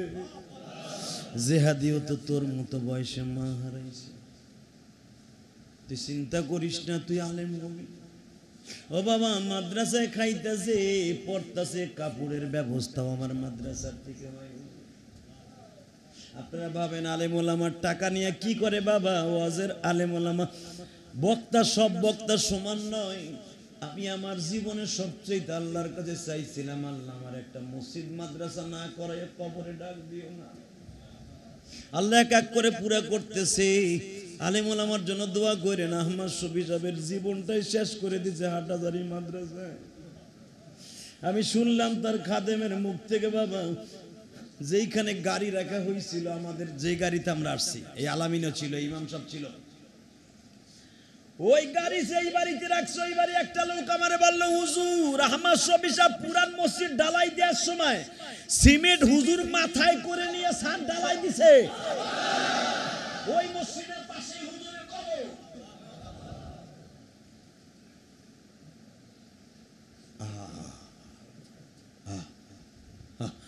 যৌবনকালে মসজিদে ছাদ ঢালাই দিছে বাবা, সিমেন্ট গুলা নিজে মাথায় করে উঠেছে। মাদ্রাসা বন্ধ ছিল। কারে বকা দাও, কারে গালি দাও, ঠিক করে দিও। জুনাইদ বাগদাদি বলে, কুস্তির মাঠে তুই আমার সাথে ওয়াজ করস। জুনাইদ রে, ইন্না মিনাল বায়ানি লা সিহরুন, কিছু কিছু বয়ান আছে জাদুর চাইতে বেশি ভয়ঙ্কর। কথা কন। এই যে আপনারা বইয়ে বইয়ে কানতাছেন, আমি কি আপনাদের কানতে বলছি? হবাজান তলে বোঝা গেল কিছু কিছু বয়ান আছে জাদুর চাইতেও বেশি ভয়ঙ্কর। এটা কলিজাটারে পাটের সিপ্রানের মতো সিপ্রাইয়া চোখ দিয়ে বাইর করে দেয়। আর এই পানিটাই হলো জাহান্নাম বন্ধ করার এক নাম্বার মেডিসিন। ঠিক না বেঠিক? এ যুবক, জুনাইদ বাগদাদি বলে, তুমি কি বলতে চাও? জুনাইদ, তিনটা জিনিস আমার মধ্যে আছে। এক নাম্বার, আমি কুরাইশ বংশের সন্তান। বিশ্বনবী বলেছে, মান আকরামা আলিমান কান্নামা আকরামানি ওয়া নাহাব্বা কওমি ফাকাদ হাব্বানি। যে ব্যক্তি আমার কওমের মানুষকে ভালোবাসলো, সে আমি নবীরে ভালোবাসলো। জালেমকে ভালোবাসলো, আমি নবীরে ভালোবাসলো। যে এতিমের মুখে হাসি ফুটাল, সে আমি নবীরে কবরে হাসি ফুটাইলো। জুনাইদ, তিনটা অপশন আমার মধ্যে আছে। এখন তুমি যদি আমারে কুস্তিতে নিজে হারিয়ে আমারে জিতায় দাও, বিশ্বনবী রাত্রে তোমারে জিতাই দিবে। আমি ঠকলে তুমি জিতলে লাভ কি? 2000 স্বর্ণের দিনার আমি পাবো। গরিব মানুষ সন্তান গুলাকে, আমার 2টা মেয়ে আছে, বিবাহ দিতে পারবো। তুমি আমার একটু ইকরাম করো। জুনাইদ বাগদাদি বলেন, আমার জীবনের প্রথম উস্তাদ হইল জাবের ইবনে আব্দুল্লাহ।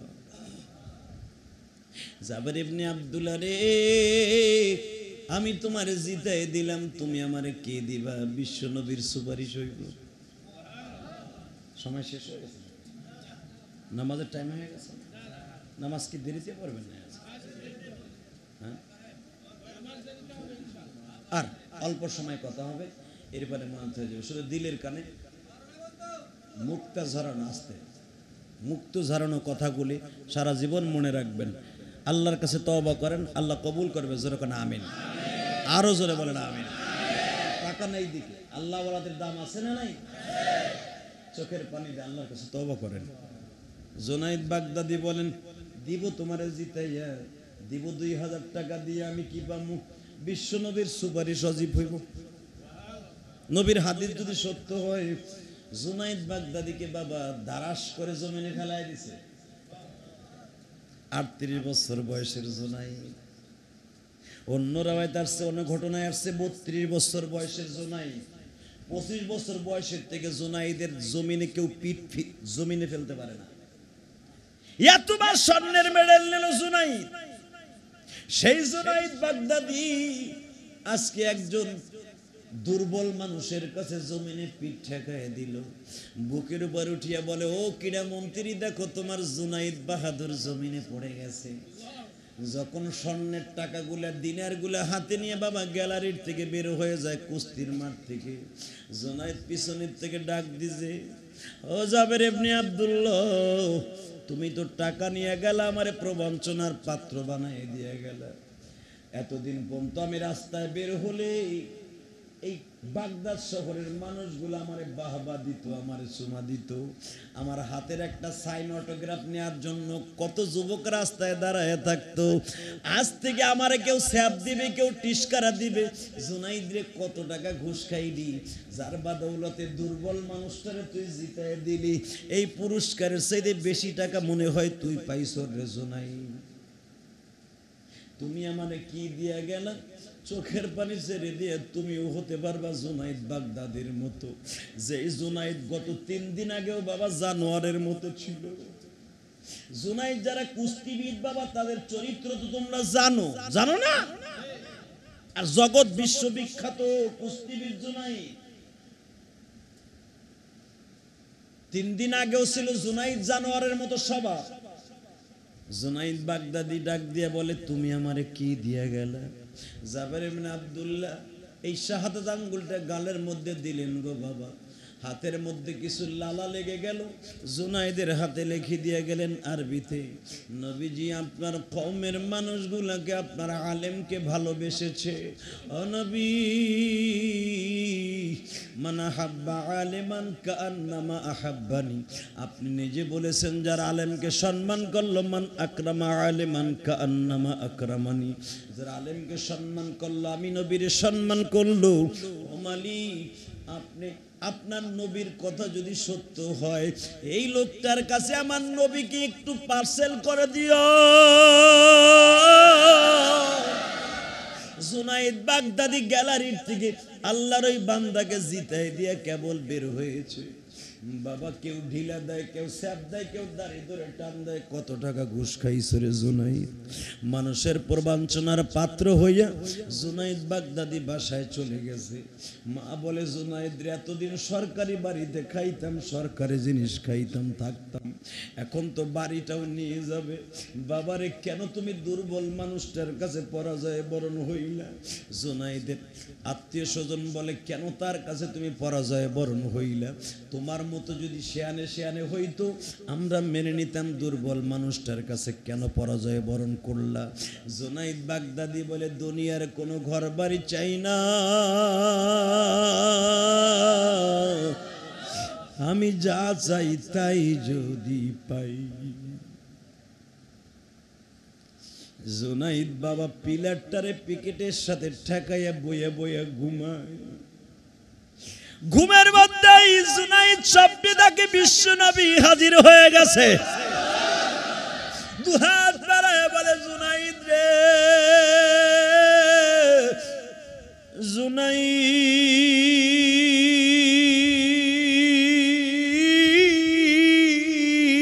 জুনাইদ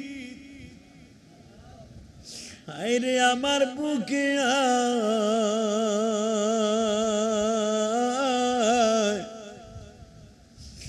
আমি নবী তোরে বুক নিয়ে একটা চাপ দিয়া ইলমে লাদুনির দ্বারা তোরে আলেম বানাই দিবে। এই 32 বছর বয়সে আর তুই কোন মাদ্রাসায় যাবি? আমি নবী জীবনে কারো কাছে লেখাপড়া শিখি নাই। জিবরাইল আমারে বুকে নিয়ে 3টা চাপ দিয়ে 30 পারা কোরআন আমার মধ্যে পার্সেল করে দিয়ে গেছে। আমি নবী তোরে বুকের মধ্যে চাপ দিয়ে দেখাই দিয়ে গেলাম, আল্লাহর কোরআন ইলমে লাদুনির দ্বারাও মাদ্রাসায় না পড়লেও তার সিনার মধ্যে রব্বে কারিম দিতে পারে। ও বাজান, জগৎ বিশ্ববিখ্যাত জুনাইদ বাগদাদি বিশ্ব নবীকে বুকের মধ্যে পায়া ও বাবা ঘুম থেকে জাগ্রত হইয়া দৌড় শুরু করলেন। বাগদাদ শহরের সবচাইতে বড় মাদ্রাসা, ওই মাদ্রাসা তো এখনো আছে। দৌড়াইয়া প্রিন্সিপাল সাহেবকে বলে, হুজুর আমারে তাড়াতাড়ি মাদ্রাসায় দ্বীনি ইলম শিখাইয়ে দেন। আল্লাহর কুতুব ছিল অত্যন্ত আহমদ শফী সাহেবের মতো বুজুর্গ। জুনাইদ বাগদাদির দেখেই দেখে বিশ্ব নবীর ঘিরান এখনো জুনাইদ বাগদাদির শরীরে। যুবকরা, একটা জানোয়ারের মতো, একটা ষাঁড়ের মতো মানুষ যদি বিশ্ব নবীর ঘিরান জুনাইদ বাগদাদির বডির মধ্যে, জামার মধ্যে আসতে পারে, স্বপ্নে নবী তারে চাপ দিছে, নবীর গায়ের ঘিরানো পার্সেল হয়ে গেছে। জুনাইদ বাগদাদির জীবনী পড়িয়ে দেখো বাবা, জুনাইদ বাগদাদি ঘামাইলে যেই জামাই নামাজে বসতো, ওই জাই নামাজ শুদ্ধা ঘিরান হয়ে যাইতো।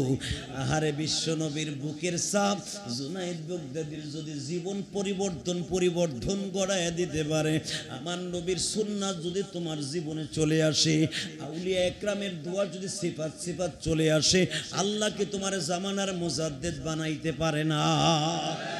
জামানার মুজাদ্দেদ হতে হলে 1 নাম্বার দোয়া নিতে হবে উলামা একরাম, 2 নম্বরে মা বাবা। ঠিক না বে ঠিক? 5 ওয়াক্ত নামাজ ঠিক মতো পড়তে হবে। রাজি আছেন না নাই?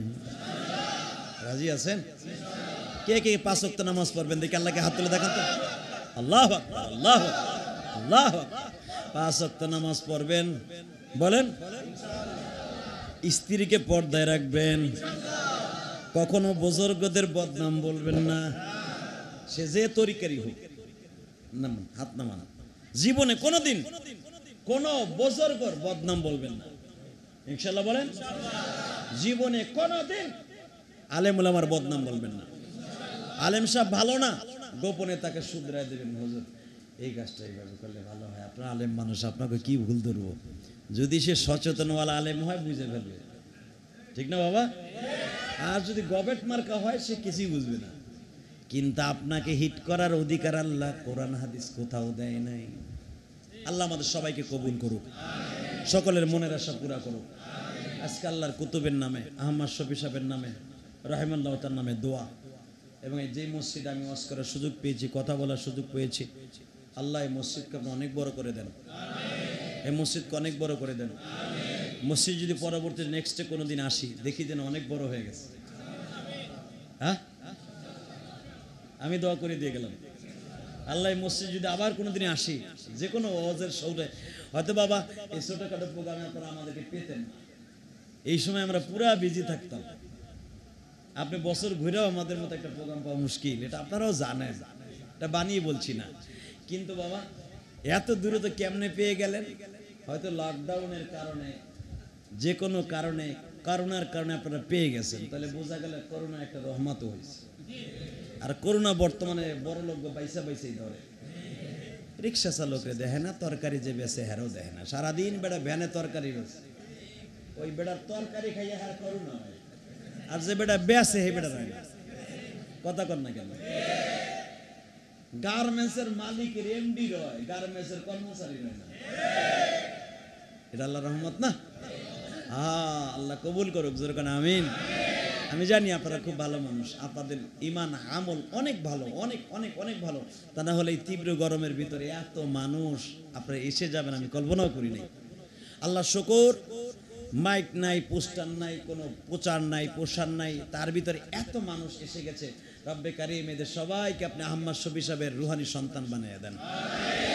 আল্লাহ আপনার ওলির কিয়ামতের মাঠে আমরা বিপদে পড়ে গেলে ওয়ারাসাতুল আম্বিয়ার গাড়িতে আমাদেরকে চড়ায় দিয়ে না, এই মসজিদকে আমাদের রেলগাড়ি বানায় দিয়ে। আল্লাহ আমাদের চোখের বাণীগুলো কবুলিয়াতের নাজাতের ওসিলা বানায় দেন। আসেন তওবা করে আস্তাগফিরুল্লাহ রব্বি মিন কুল্লি জামবিও আতুবু ইলাইহি লা হাওলা ওয়ালা কুওয়াতা ইল্লা বিল্লাহিল আলিয়্যিল আযীম লা ইলাহা ইল্লাল্লাহু মুহাম্মাদুর রাসূলুল্লাহ। আমি একটা আমল শিখিয়ে দেই, ওই লোকটা কোনোদিন বিশ্বনবীর সামনে বসতে পারবে না যার মুখে দাড়ি নাই।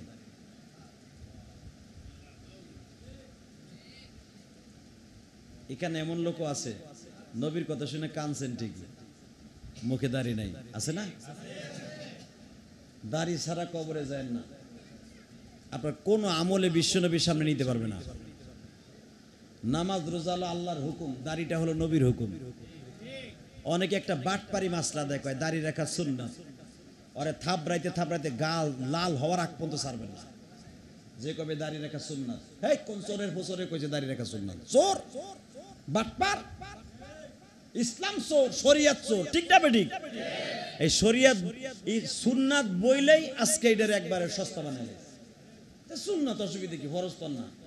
এই মিয়া দাড়ি রাখা ওয়াজিব, ফরজ, শিয়ার ইসলাম।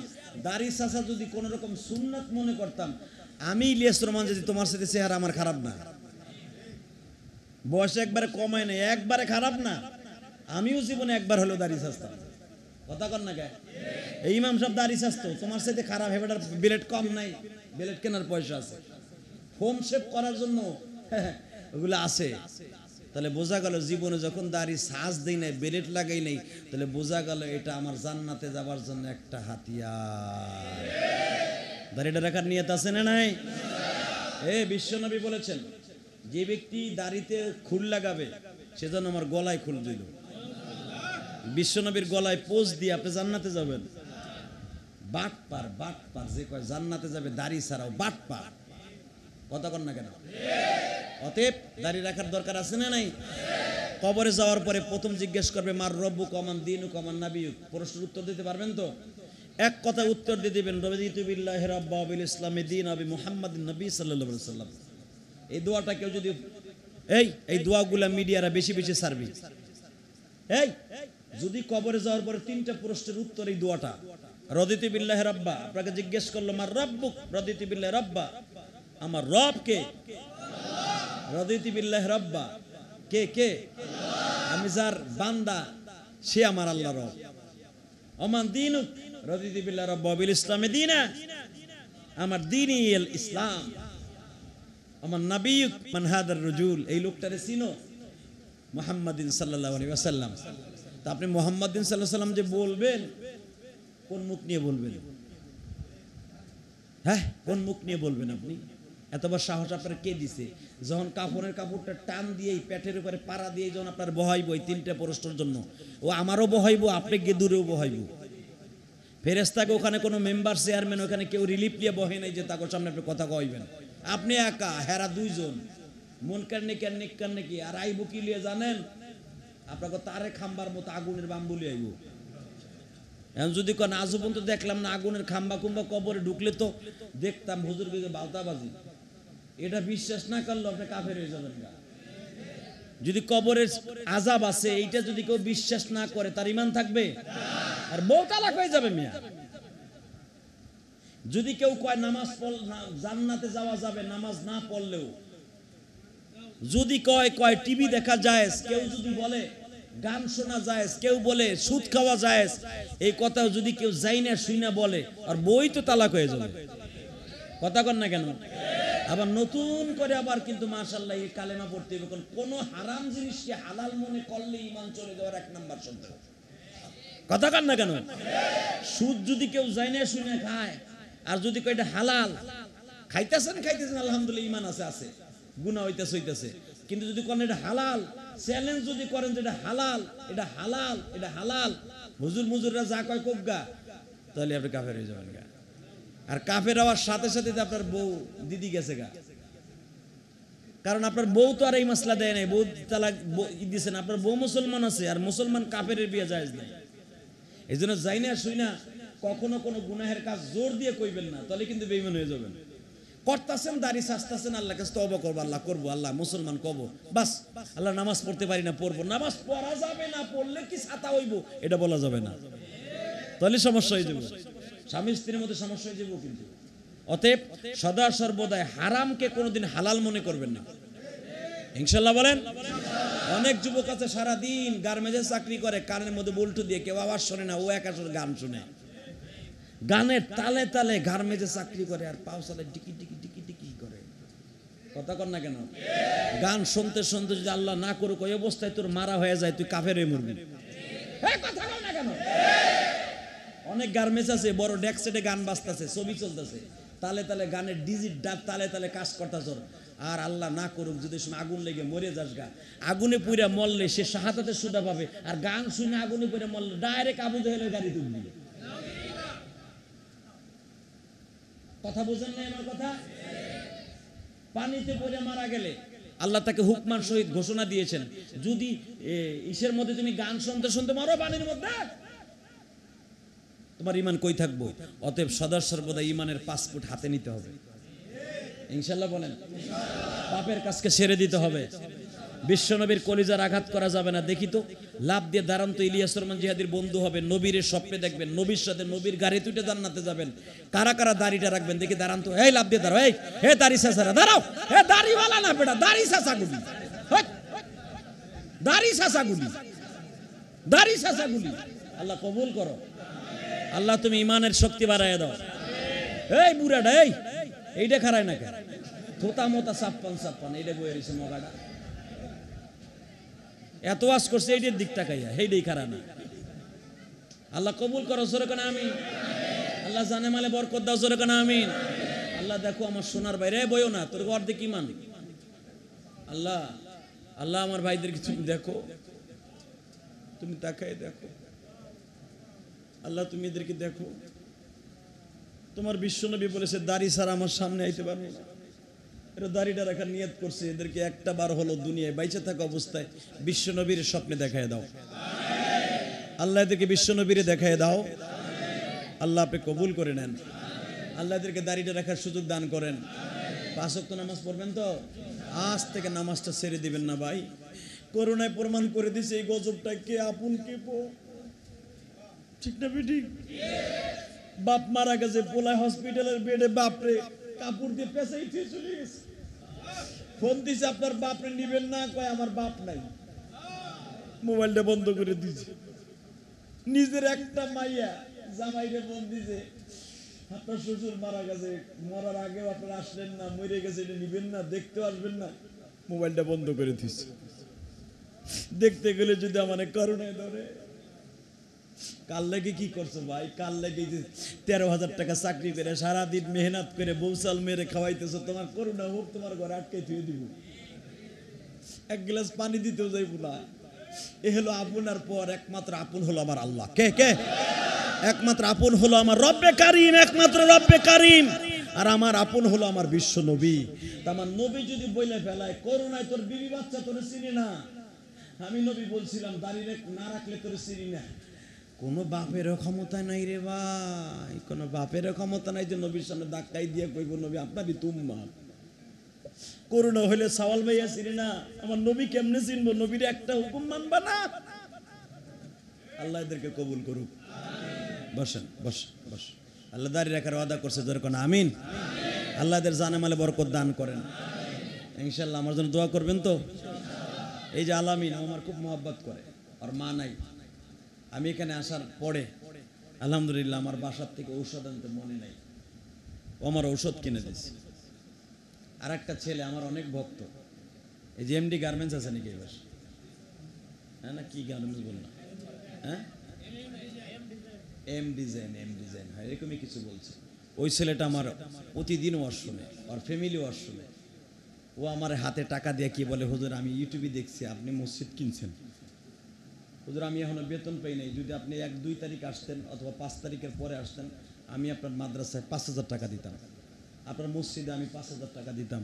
হুজুর আমি 5,000 টাকা পারি নাই, আমি আপনার 200 টাকা দিলাম, হুজুর আমার লেগে দোয়া করেন, আমার বিবি অসুস্থ, আমার মা নাই হুজুর, আমার বাবা আছে। আমি বাসায় যখন ছিলাম একটা ছেলে আমার কাছে দোয়া চেয়েছে, আমি সবার জন্য দোয়া করি। বিশেষ করে এই যে আমার ভাই জাহিদ সাহেব, অত্যন্ত নরম দিলের মানুষ, আমাকে আপনাদের সামনে নিয়ে আসছেন, এগুলো আমার একরাম আছে, আমি সবার জন্য দোয়া করি। আর আমার মসজিদের লেগে দোয়া করবেন ইনশাআল্লাহ। ভাইজান মসজিদটার দাম হলো 1,20,00,000 টাকা। 1,20,00,000 টাকা একদিন হাতে নিয়ে দেখেন, ব্যাংকেতে উঠাইয়া হাতে নিয়ে দেখেন, আপনি বইয়া পারবেন না। আমি করলাম তো, আপনি 2 হাতে নিয়ে দেখেন 1,20,00,000 টাকা। 1,000 টাকার নোটও নেন, খালি যদি দেখেন টাকা পাতলা, টাকা কি ওজন জানেন? 1,20,00,000 টাকা আপনার হাতে আপনি নিয়ে বইয়া যাইতে পারবেন না, দাখিলি রাস্তা যাইতে পারবেন না। 2টা কারণে, 1 নাম্বার হলো চোরের ডর,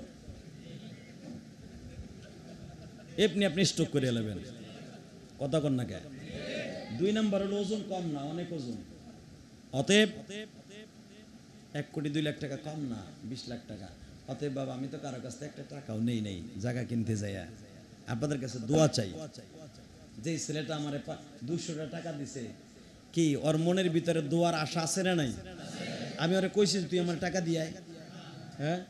ও দেখছে ইউটিউবে, ওর শুনছে, ও মনে মনে ভাবছে আমার মার নামে আমি দিলাম, যদি আমার মারে আল্লাহ ভালো রাখে। তা আপনাদের কাছে এই মসজিদটা রাইখে গেলাম, কালেকশনের লেগে আমার খবর দেনে এনে, শুধু মসজিদটা রাইখে গেলাম। এই মসজিদটা যদি কাম ধরে কোনোদিন, আপনারা 2 হাত ভইরা দান করবেন ইনশাআল্লাহ। আর আমার মসজিদের লেগে দোয়া করবেন। আমার মসজিদের সল্টেজ শেষ হয়ে গেছে, এই যে আগামী মাস থেকে কাজ শুরু হয়ে যাবে ইনশাআল্লাহ। আমি মসজিদের জায়গা কিনছি শুনিয়া লন্ডনের আল্লাহ রাখবান্দি সাথে সাথে 2 লাখ টাকা বাড়াই দিচ্ছে। জেহাদি সাহেব নিজের অর্থায়নে জায়গা কিনেছে। আমি যদি এই মসজিদের কিছু না দেই, আমার আল্লাহর কাছে কি জবাব দিব? আমি তো জীবন অনেক মসজিদে দান করছি, হুজুরের মসজিদ, আলেম ওলামা এত টাকা দিয়ে জায়গা কিনে আল্লাহ রাস্তায় দান করে অক্ষ করে দিয়ে মসজিদ করা, আমি কিন্তু শুনি নাই আমার এই জীবন। আমি হুজুরের মসজিদে 2 লাখ টাকা দিলাম। এরকম হাজার হাজার টাকার আভাস আমার কানে আসতেছে। ইনশাল্লাহ মসজিদ হয়ে যাবে, ইনশাল্লাহ বলেন। মাদ্রাসা যখন হয়েছে, এতিম ছেলেরা যখন পড়তাছে, মসজিদও হবে। আর আমার মায়ের সবচেয়ে বড় আশা ছিল, হুজুরা আমার মা মরার আগে, আমি তখন ছোট 12 বছর বয়সে আমার মা মারা গেছে। আমার মা বলতো, বাবা তুমি জীবনে আলেম হইবা, আর কোনোদিন আলেম হইতে পারলে একটা মসজিদ করবা, একটা মাদ্রাসা করবা। তা আমার মার দোয়া দেখেন কিরকম কবুল হয়ে গেছে। আমি গেছি জাগার মালিকের কাছে জায়গা কিনতে, হে কি কয় জানেন? এত লাখ, এত কোটি টাকা দাম। সে চাইছিল 1.5 কোটি টাকা, কমাই টমাই 1 কোটি 20 লাখ। আমি বললাম আর একটু কমান না। কি কয় জানেন? আপনি কিছু ছাড়েন, আপনার আমি অর্ধেক দেই, মসজিদটা হোক আপনারই তো জায়গা। এখানে আপনার প্রায় 200 শতাংশ জায়গা আছে, 200 শতাংশ জায়গা যেখানে কিনছি, ওইখান থেকে আমি বলছি যে আপনি আমার 6 শতাংশ জায়গা দেন, একটা মসজিদ করি। হে কি কয়? আপনি মাদ্রাসা করেন না, মন্দির করেন না, মসজিদ করেন, এটা আপনি সব পাবেন, আমার কি? আপনি টাকা দিয়ে কিনবেন। আমার বোঝা শেষ। যেই লোকের কাছে কানলে কামাইবে না, এর কাছ থেকে কিনেই নিতে হইব। সাথে সাথে আমার একটা বাড়ির দাম 1 রাতের ভিতরে ইনশাল্লাহ আল্লাহকে করলাম, আল্লাহ এই বাড়িটা না বেচলে তো আর তোমার ঘর কিনতে পারতেছি না, আমার নিজের বাড়ি বেচে লাই দিয়া তোমার জান্নাতের ঘর কিনি। তোমার নবী বলেছে, যারা মসজিদ বানাই দেবে, মসজিদের জায়গা কিনে দেবে, তাদেরকে জান্নাতে আল্লাহ ঘর বানাই দেবে। আল্লাহ শুকর ভাইজান কিনেছি, আপনাদের কাছে দোয়া চাই, দোয়া করবেন তো? তাহলে বুঝলেন তো যে বক্তারা টাকা নিয়ে কি করে, বুঝছেন তো? এগো টাকা দিলে লস আছে? হ্যাঁ, আইয়ুব বাসু জেমসরে টাকা দিলে সওয়াব আছে। এই যে গান শুনে নটটুকু পিছনে লাখ লাখ টাকা নষ্ট করেন, আপনারা তো গরিব মানুষ, কই পাইবেন? আরে মিয়া ভারে যায় দেখো, মদের ভারে যায় দেখো, গানের প্যান্ডেলে যায় দেখো। একটা গায়িকা, আমার একজন বলতেছে পরশু দিন, জুমার দিন, হুজুর একটা গায়িকা অমক নাম, অমক গায়িকা। আমি বলি ভাই এগুলো আমি চিনি না। বলে দেখেন হে গান গাইতেছে, নাইছে, তার পায়ের ভিতরে 1000 টাকার নোট কেমনে ফেলাইতেছে। এই সম্পদ কে দিছে? টাকা কে দিছে? টাকা দিছে আল্লাহ। আল্লাহ রাস্তায় দিও, হারাম ভাবে দিও না। টাকা নিতে সময় লাগবে না, এই টাকা সিনাই নিতে সময় লাগবে না। কত গার্মেন্টসের মালিক 1 বছরের ভিতরে ধুলিসাৎ হয়ে গেছে। ঋণে ব্যাংকের লোন নিয়ে করেছে, যেমনে উঠছে হেমনে শেষ হয়ে গেছে। লাস্টে পালাইয়া ভিক্ষার ঝুলি হাতে নিছে। আল্লাহ আমাদের মাফ করে দিক। আসেন তওবা করি, আস্তাগফিরুল্লাহ রাব্বি মিন কুল্লি যামবি ওয়া আতুবু ইলাইহি লা হাওলা ওয়ালা কুওয়াতা ইল্লা বিল্লাহিল আলিল আযীম লা ইলাহা ইল্লাল্লাহু মুহাম্মাদুর রাসূলুল্লাহ। দোয়া হয়ে যাবে। দোয়ার আগে সবার জন্য দোয়া চাই, আপনার জন্য দোয়া চাই, আমিও দোয়া চাই। বেঁচে থাকলে হয়তো আবার কোনোদিন দেখা হবে। কোনো কথা আছে?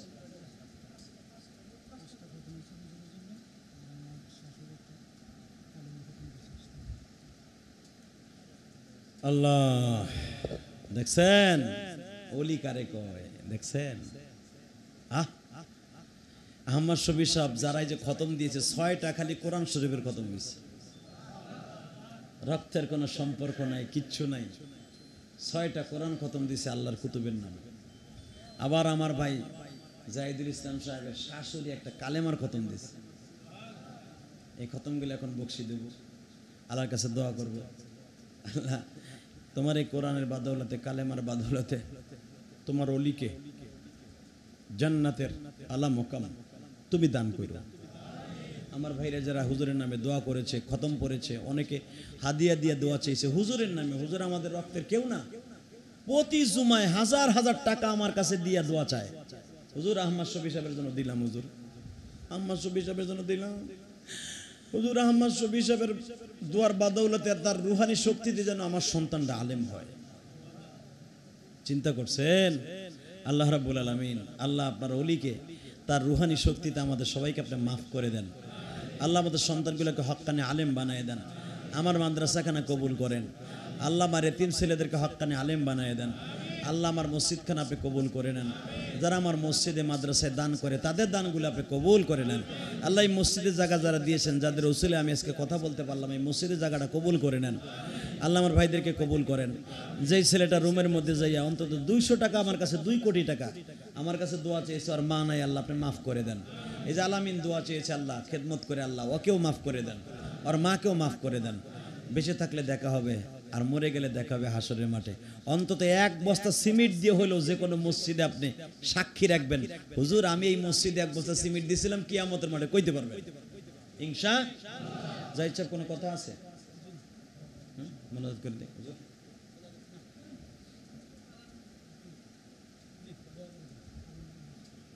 আল্লাহ আমার জন্য দোয়া করেন। কেমন এই মসজিদের ইমাম সাহেবকে? বারাকাল্লাহ, অনেক ভালো মানুষ। আপনি তো গেছিলেন আমাদের সফরে, আমার গাড়িতে ছিল। তুমি গেছিলে না? ও তুমি তো আমার খেদমত করেছো। ওই যে ওরাও দেখছে যে আম্মা শফি সাহেবের খাদেম বারবার আমারে ফোন দিচ্ছে, হুজুর হুজুরের কবরে বিজলি চমকাইতেছে, নূরের আলো জ্বলতেছে। এবং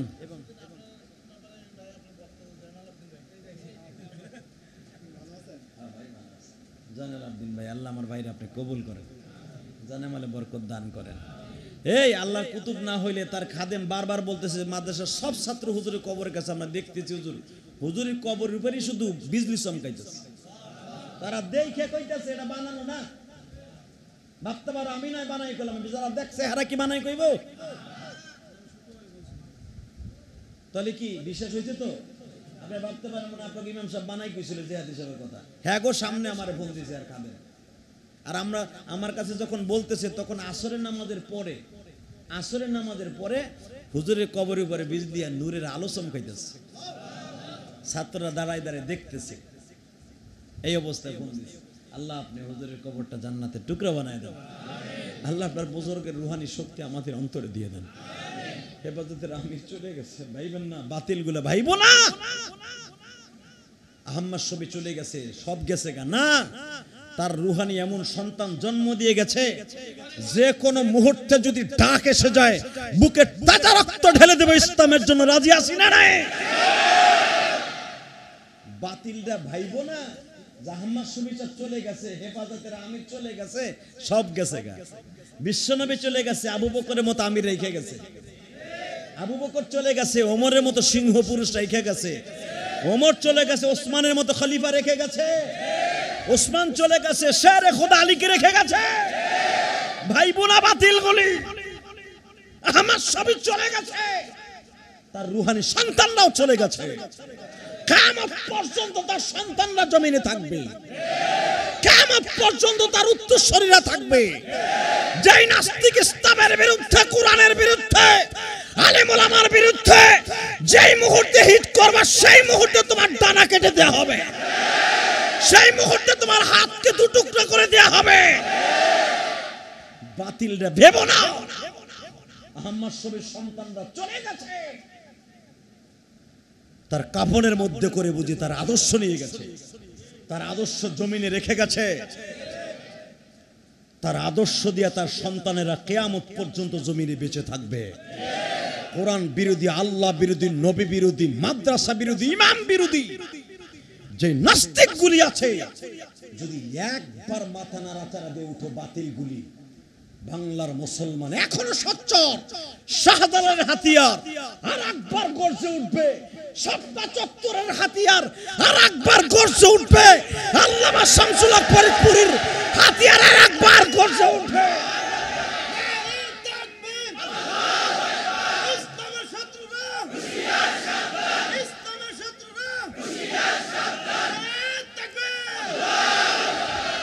ভেবো না আমার ছবি চলে গেছে বাতিলরা জয়লাভ করবে, প্রশ্নই ওঠে না।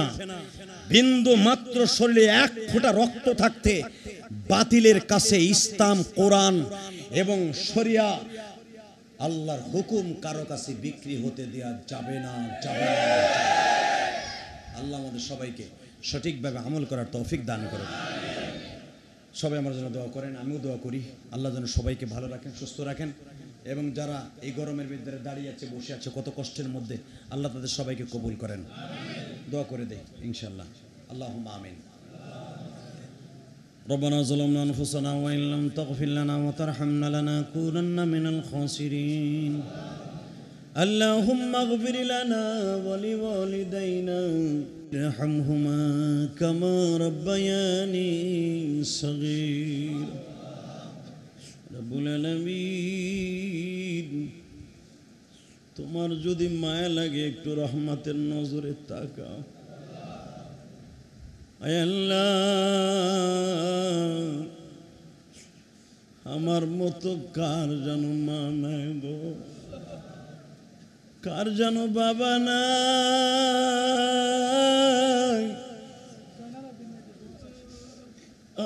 রব্বে গরীব,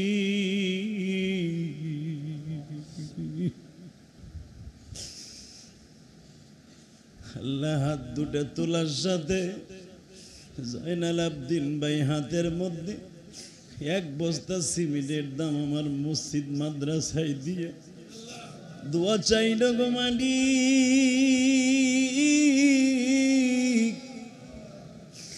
আমার ভাই আলেমের প্রেম মনে না থাকলে হাদিয়া দিয়ে দোয়া চাইতো না। আমার ডানে বামে উলামায়ে কেরাম কার জাদু বাড়ায়, কার জাদু বাবা নাই। উলামায়ে কেরাম 6টা কোরআন খতম করেছে।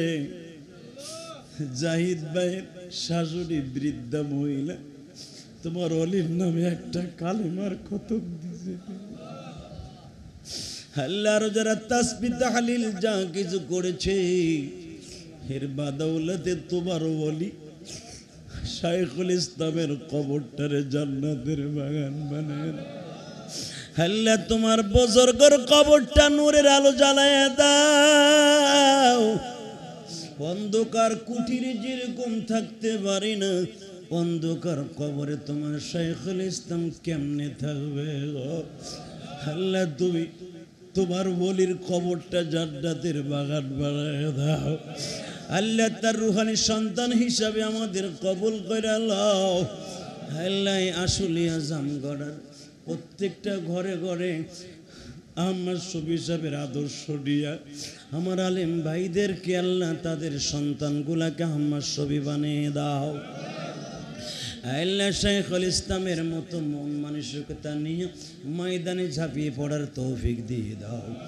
আল্লাহ তুমি তাকায় দেখো, ডানে বামে আমার উলামায়ে কেরাম ভাইরা তাকায় আছে। আল্লাহ আমার ভাইরা অনেকে মাদ্রাসার খাদেম, অনেকে মসজিদের খাদেম। আল্লাহ আমার ভাইদের আপনি মাদ্রাসা মসজিদের খাদেম হিসাবে কবুল মঞ্জুর করিয়ে লন। আল্লাহ জয়নাল আবদিন ভাই যেমনি করে দোয়া চেয়েছে, আর একটা ছেলেও তো মুসাফা করে দোয়া চাইলো। এই আলামিন নামে আল্লাহ আরো যারা কত ছেলেরা দোয়া চেয়েছে প্রত্যেকের মনের আশা আপনি পুরা করে দেন। আয় আল্লাহ তুমি তাকায় দেখো, লন্ডন থেকে তোমার এক বান্দি আজকে দোয়া চায় আর বলে যে হাদি সাহেব আমার বাবা নাই, আমার মা অসুস্থ, আমার মায়ের জন্য আপনি দোয়া করেন গো, আমার মাকে যেন আল্লাহ সুস্থ করিয়ে দেয়। আল্লাহ তুমি তাকায় দেখো, তোমার যেই বান্দি লন্ডন থেকে দোয়া চেয়েছি, আর একটা বোনের খবর পাইলাম 13 বছর তার সন্তান হয় না, বিবাহ হয়েছে। আল্লাহ 500 টাকা আমার হাতের মধ্যে দোয়ার মধ্যে দিয়ে দোয়া চায় আর বলে হুজুর একটা সন্তানের ব্যবস্থা যেন আল্লাহ করে দেয়। আল্লাহ ইব্রাহিমকে যদি ইব্রাহিম খলিলকে যদি 100 বছর বয়সে সন্তান দিতে পারেন, আল্লাহ মেহেরবানি করে আমার এই বোনকে আমার এই মাকে একটা সন্তানের ব্যবস্থা করে দেন। আল্লাহ আমাদের দোয়া কবুল মঞ্জুর করে নেন। এই মসজিদের যারা জায়গা দিয়া আল্লাহ জয়নাল ভাই আবারও আমার মাদ্রাসা মসজিদে হাদিয়া দিয়ে 1000 টাকা দিয়ে দোয়া চেয়েছে। আল্লাহ মেহেরবানি করে আমার ভাই 1000 টাকা আমাকে হাদিয়া দিয়েছেন, আল্লাহ কবুল মঞ্জুর করেন। আল্লাহ আমার ভাইয়ের মনের আশা পুরা করে দেন, জানে মালে বরকত দিয়ে দেন, তার মা বাবাকে আপনি মাফ করে দেন, তার আওলাদ ফারজানদেরকে আহম্মদ শফি সাহেবের মতো বানিয়ে দেন। আর আল্লাহ অনেকেই গরিব মানুষ আছে, আল্লাহ সকলের মনের আশা পুরা করে দেন। আল্লাহ সৌদি আরব থেকে আমার এক ভাই আজকে টেলিফোনে বলে হুজুর মিডিয়ার কাছ থেকে নাম্বার নিয়েছে, আমাকে বলে হুজুর আমি আপনার মসজিদে 10,000 টাকা দিব। হুজুর সম্পূর্ণ আমার কষ্টের টাকা। আল্লাহ এমনি করে যে যেখান থেকে আমার মসজিদে দান করতেছে আল্লাহ তাদের দানগুলো কবুল করেন। আল্লাহ মসজিদে যারা জায়গা দিছে, যারা আল্লাহ 1 বস্তা সিমেন্টও দিছে, একটা ফ্যান দিছে, আল্লাহ তাদের দানগুলো কবুল করেন। আল্লাহ মসজিদের আশেপাশে অনেক জায়গা আছে, আল্লাহ আর একটু জায়গা হইলে মসজিদটা আরো সুন্দর হইতো। আল্লাহ আপনি এক বান্দারে ঠিক করে দেন না, মসজিদের জায়গাটা আরো প্রশস্ত হোক, মসজিদের জায়গাটা আরো বড় হোক। আল্লাহ আল্লাহ মসজিদটাকে আপনি অনেক সুন্দর করে দেন, আল্লাহ মসজিদটাকে অনেক সুন্দর করে দেন।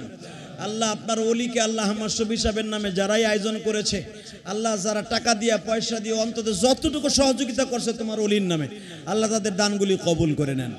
আল্লাহ যার বাসা আমি রেস্ট লইছি আমার জাহিদ ভাই, আল্লাহ তার শাশুড়ি তার শ্বশুরকে তার মা বাবা সবাইকে আপনি মাফ করে দেন। আল্লাহ তার মেয়ে দুটাকে আল্লাহ রাবেয়া বসরির মতো বানিয়ে দেন। আল্লাহ তার বিবি বাচ্চাকে কবুল করে নেন। আল্লাহ তার ভাই বেরাদারকে কবুল করে নেন, তার মাদ্রাসাখানা কবুল করে নেন। আমার ডাইন পাশে অনেক উলামা একরাম আছে, আমি সবার নাম জানি না। এই মসজিদের ইমাম সাহেব, মুয়াজ্জিন সাহেব, খাদেম সাহেব সবাইকে আপনি মাফ করে দেন। আল্লাহ সকলের মা বাবাকে আপনি মাফ করে দেন। আল্লাহ যারাই যে যেখান থেকে আমাকে হাদিয়ে দিয়েছে প্রত্যেকের মনের আশা পুরো করে দেন। আল্লাহ সবাইকে আমার চাইতে বড় মসজিদ করে কবরে যাওয়ার তৌফিক দিয়ে দেন। আল্লাহ দুনিয়া তো ছেড়ে যাবোই, যেন তোমার ঘরটা কমপ্লিট করে যেতে পারি। তোমার ঘরটা কমপ্লিট না করে কবরে ডাক দিন না।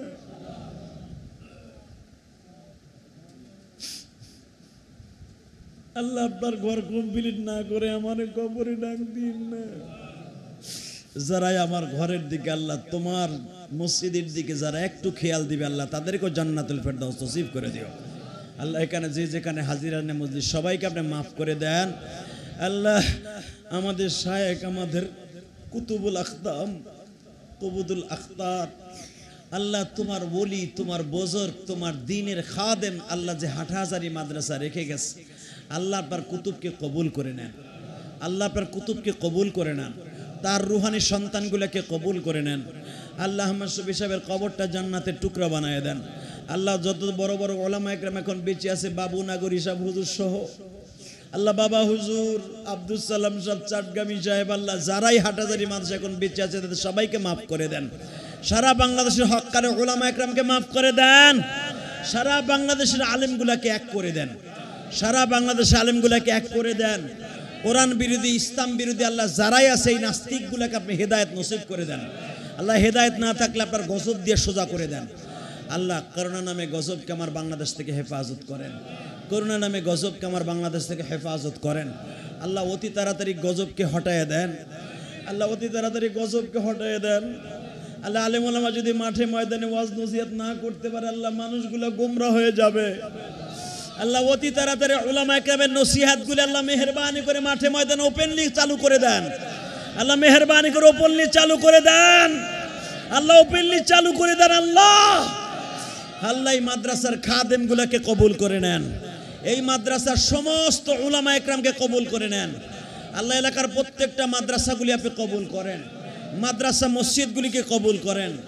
আল্লাহ যে যেখান থেকে আমার কাছে দোয়া চেয়েছে প্রত্যেকের মনের আশা পুরা করে দেন। আল্লাহ আপনি আমাদের সকলকে চিনেন, জানেন, সকলের মনের আশা পুরা করেন। আল্লাহ আমার মাদ্রাসার এতিমদেরকে আপনি কবুল করেন। যারা এদেরকে টাকা দিয়া, পয়সা দিয়া, খাবার দিয়ে, অন্তত এক বস্তা চাউল দিয়া যে যেখান থেকে দান করে তাদের দানগুলো কবুল মঞ্জুর করেন। সাল্লাল্লাহু তাআলা আলা খায়রি খালকিহি মুহাম্মদ ওয়া নূরি আরশি সাইয়্যিদিনা মাহবুব বিরহমাতিকা।